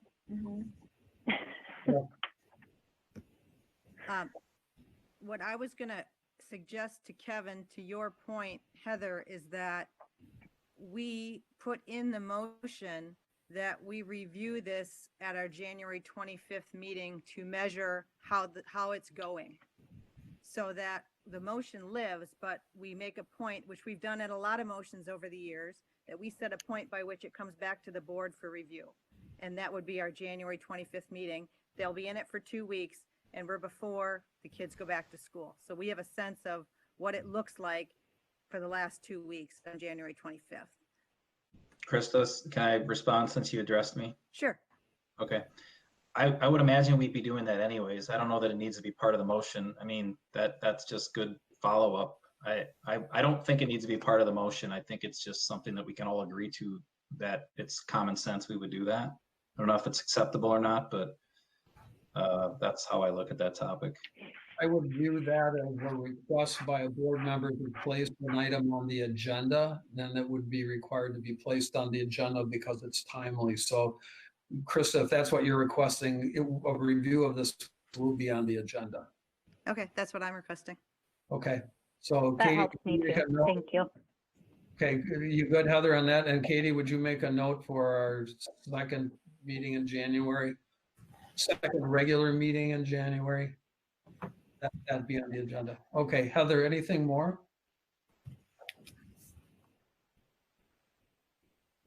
Okay, thank you, Heather. Troy? Okay, so I'll try to keep my comments short and not repeat what others have said. I really struggled with this decision.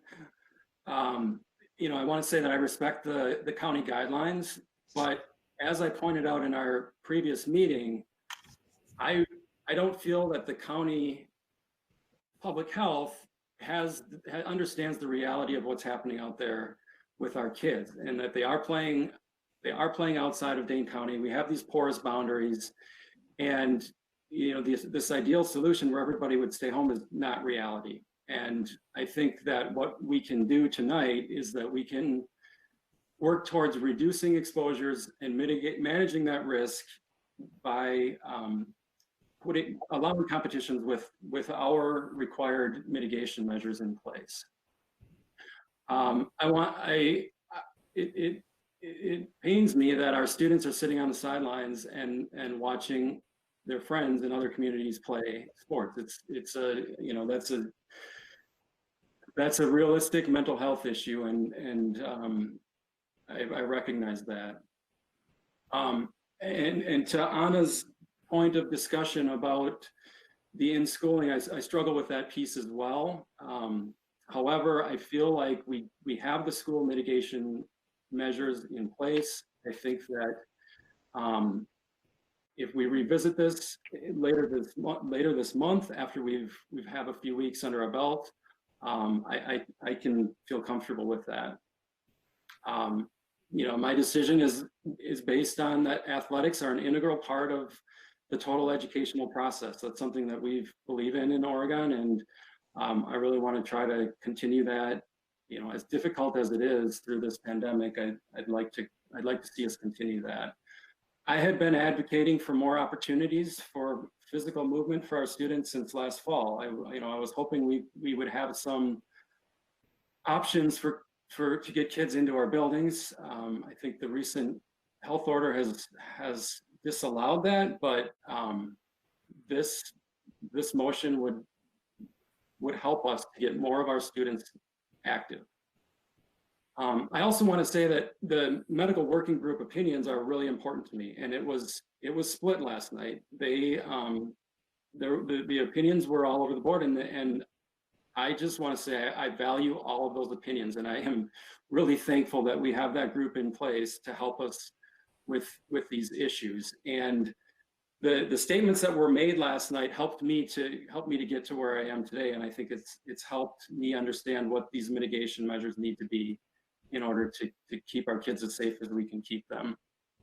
And then, you know, lastly, it's been stated many times, I just want to reiterate it, that the ability to play, it's going to be fragile and it's going to be fluid. And I know that our team is going to do the best we can, but there are so many challenges that it's just not going to look like any other season that we would have. I think people understand that, but it's worth reiterating. And then lastly, just 2 points, and one is that I would encourage us to look at maybe enlisting some parent volunteers to enlist with managing some of the logistics and ensuring that these safety measures are in place. And I would just allow that to the athletic administration to manage that and work that out. But the things that we're asking, it's a lot to put on a coach in addition to what they're already doing. And so I would encourage us to look at ways we can enlist some volunteers to help with that. I'm sure that our community would be more than willing to help. And then last point is I just want to take this opportunity. We have a nice audience, which is great to see. And I'm going to use this opportunity to point out a challenge that we have with our pool. So it was mentioned that we're going to be doing virtual swim meets. Our pool is a 25-yard pool, and all of the other competitive pools are metric, and it's something we can overcome. We can do the conversion. It's not ideal, but you know, as we look forward in this district to district needs and growth and other things, it's something I just want to make known to people that, you know, this pandemic and virtual swim meets just highlights another challenge that we have. So that's all I have. I will support this motion. Krista, I just have a question for Kevin. On your motion, you said compete immediately. So are you asking Mike to not follow the boys basketball WIA rule in terms of practice so that they would not have competitions before that and not follow that WIA rule? No, actually, in my motion, I don't know, Katie, if you have it, I emailed it to you to put it up. I actually specifically mentioned following their satisfaction of the WIA minimum practice requirements. Okay, cool. I just wanted to double check on that. The only other thing is, I just want to reiterate, I think what Kevin has said and what Troy has said, that athletics is an integral part of education, but it's also a privilege. And so for this to work, we really need all participants. And I'm speaking to myself. I'm a basketball mom. I've got a kid that plays freshman basketball. We've got to really make a point of having our kids do the daily health checks and follow these protocols, because we want this to work. And that's why I put January 25th in place. I have faith that our community can do this, but we need to have a definite check-in to make sure it's working. And honest point of, we can do this before a 9/12 goes back in person. And so that's important to me, that we have this trial running ground that we can work with before kids come back in school. And so it's going to be a test to see that we can do this. And I think we can, and I think we're up for the challenge, because I know how important this is to kids and families. So let's do it. Kevin, we wanted to circle back. I have no further comment, or I'm ready to vote, my friend. Tim, I'm all ready. Anna, I'm good. Heather? Anything else, Heather?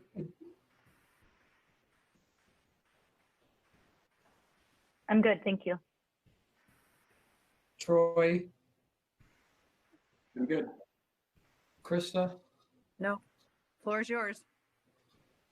Yeah, you know, I was a student athlete both in high school and college, and I ran youth baseball, and I was an umpire and a coach, and I left doing that because I became disillusioned with where youth sports was headed and where parents were in it. They just wore me out. I think we need to have a conversation in this district about the role of sports, and particularly relative to clubs. We've started that conversation twice with task force, and I don't think we've ever come to grips with that and had gotten down to the fundamentals about the role. You know, it's really changes, and I don't think the reason we haven't come to grips with youth sports and club sports in this community is not necessarily our fault, because the dynamics which were starting to frustrate me 30 years ago have gone even more, to the point where districts have a decreasing ability to impact what's going on with their students in sports outside of the district. You know, to the point where there's beginning conversation about, do public school districts play a role in extracurricular sports, or should we turn those over to clubs? It's a growing mention of that over the time. So I think, you know, the fact that we're having this conversation in this setting, I think highlights for me that we need to have the conversation again as a community about the role of this. And that's coming from somebody who sports is near and dear to, and that was a very important part of my life that I learned a lot from. I want to highlight another point. And these are all balancing factors, you know, as I try to make a decision, I balance things out. One is my understanding of athletics. But as a board member, I also have a different perspective and a much broader perspective. We're a public entity and a public institution in Dane County. The agency that oversees us and our health is Public Health Dane County Madison. For me, it's just not another factor. It is the agency that has authority over us and advises us in terms of health issues and safety issues in our district. That agency prohibited us from practicing for a long time in co-curricular sports, and that was recently lifted. And now they prohibit us from playing games in Dane County. Now, the basis for that, from their standpoint, is grounded in protecting the health and safety of students, staff, parents, and the public. And as a public entity, I view it as our duty to abide by its mandates and to listen to its recommendations and to do so thoughtfully. Playing games outside of Dane County is a workaround of what the agency that oversees us has said, pure and simple. Okay, and as an elected official, it goes against my sense of fiduciary obligation to engage in that type of workaround. Okay, now these are factors that I'm playing in. So as we go about that, you know, the reality is, as people mentioned, is that, you know, the clubs and parent groups have gone outside Dane County, and that's a practical issue for us and for the other districts in Dane County that have approved going outside of Dane County, is the recognition that it's already occurring and that maybe it would be safer for us to hold competitions in Dane County or outside of Dane County under our supervision rather than let it happen through clubs or parent-run groups, okay? They're gonna do it anyway, so we might as well do it logic, for me, is one that's hard to embrace. And if I do so, I'll do it reluctantly. We've consistently, since March of 2020, have maintained a path through the COVID pandemic, which has taken the lives of 1 every 1,000 people in this country. We have consistently followed Public Health Dane County protocol. And it's by following that and our slow deliberative process that we've been able to restart our school earlier than any most of the Dane County school districts, okay?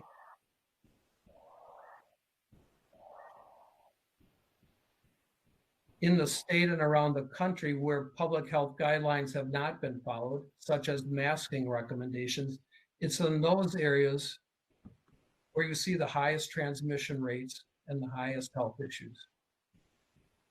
I think we have an obligation as a district to consider the impact of our decisions, not only on the students, parents, and staff, but our community as a whole. And part of Public Health Dane County's recommendations are specifically to protect the community as a whole.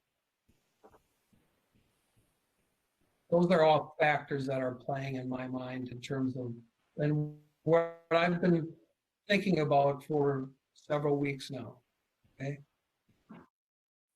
I've not been asked this question yet, as I'm looking at stepping down after 22 years. But the question is there any votes that you regret making in those 22 years? There have been 2.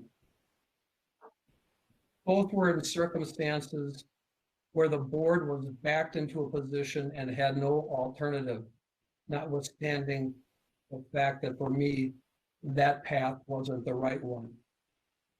And, you know, I still feel those votes in my heart today. But I'm practical, I think. I understand the dynamics of what's before us and the motion that's on the table. That side of me recognizes that other districts in this county, in fact, almost all of them, have opted to disregard public health Dane County recommendations, and that athletes in this county will now be participating outside of Dane County.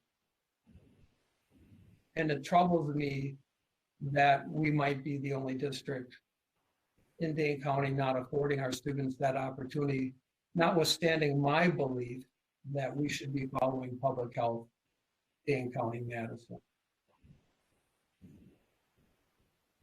One of my fears and one of the factors in this is that we're voting yes and have been put in this position over a period of the last several weeks is because one district after another crumbled and are doing that.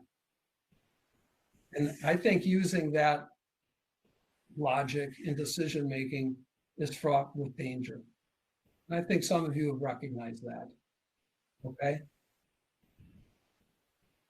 But recognizing all that, I don't want to have our administrators spend any more time on this issue. We've got big things to do in terms of education in this district and a lot of hard decisions that have to be made as we're bringing students back in, and their time is precious. So I don't want to burden their time anymore with a vote in which we go against the grain, as much as that disturbs me. Okay, so I will be voting yes, and that will be number 3.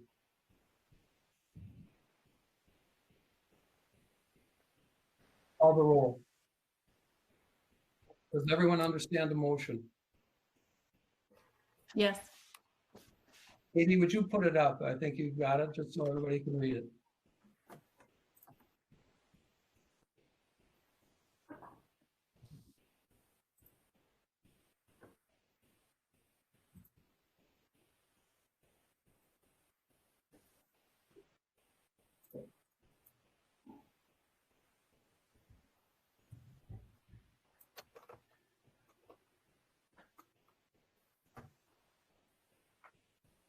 Kevin, I'd ask you to take a look, and Tim, to make sure that's what captures the precise essence of your motion and the second.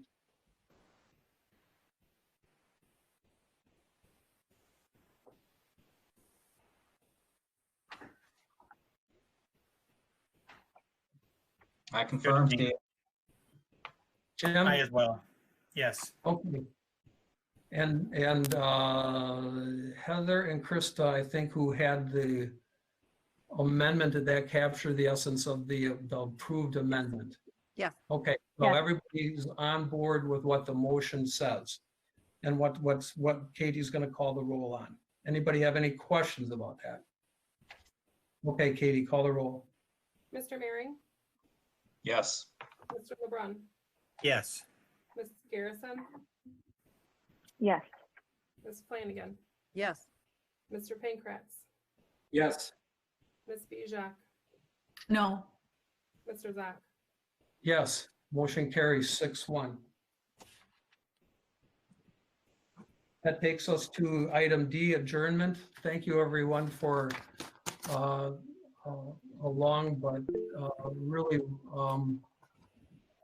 really meaningful conversation. Even though we have disagreements, it was a good discussion, and I think the public should know that every one of these board members took this decision seriously. And thank you, Leslie and Mike Carr, for just terrific work in getting that information to us. And we wish you well in implementing the decision that's been made tonight. Take a motion to adjourn. So moved. There's a second. I'll second. Call the roll, please. Mr. Pankratz, Yes. Mr. Maring, Yes. Ms. Garrison, Yes. Ms. Flanagan, Yes. Ms. Bijak, Yes. Mr. LeBrun, Yes. Mr. Zach. Yes, motion carries. We're adjourned at 9:20. We will see you next Monday night, folks. Thank you.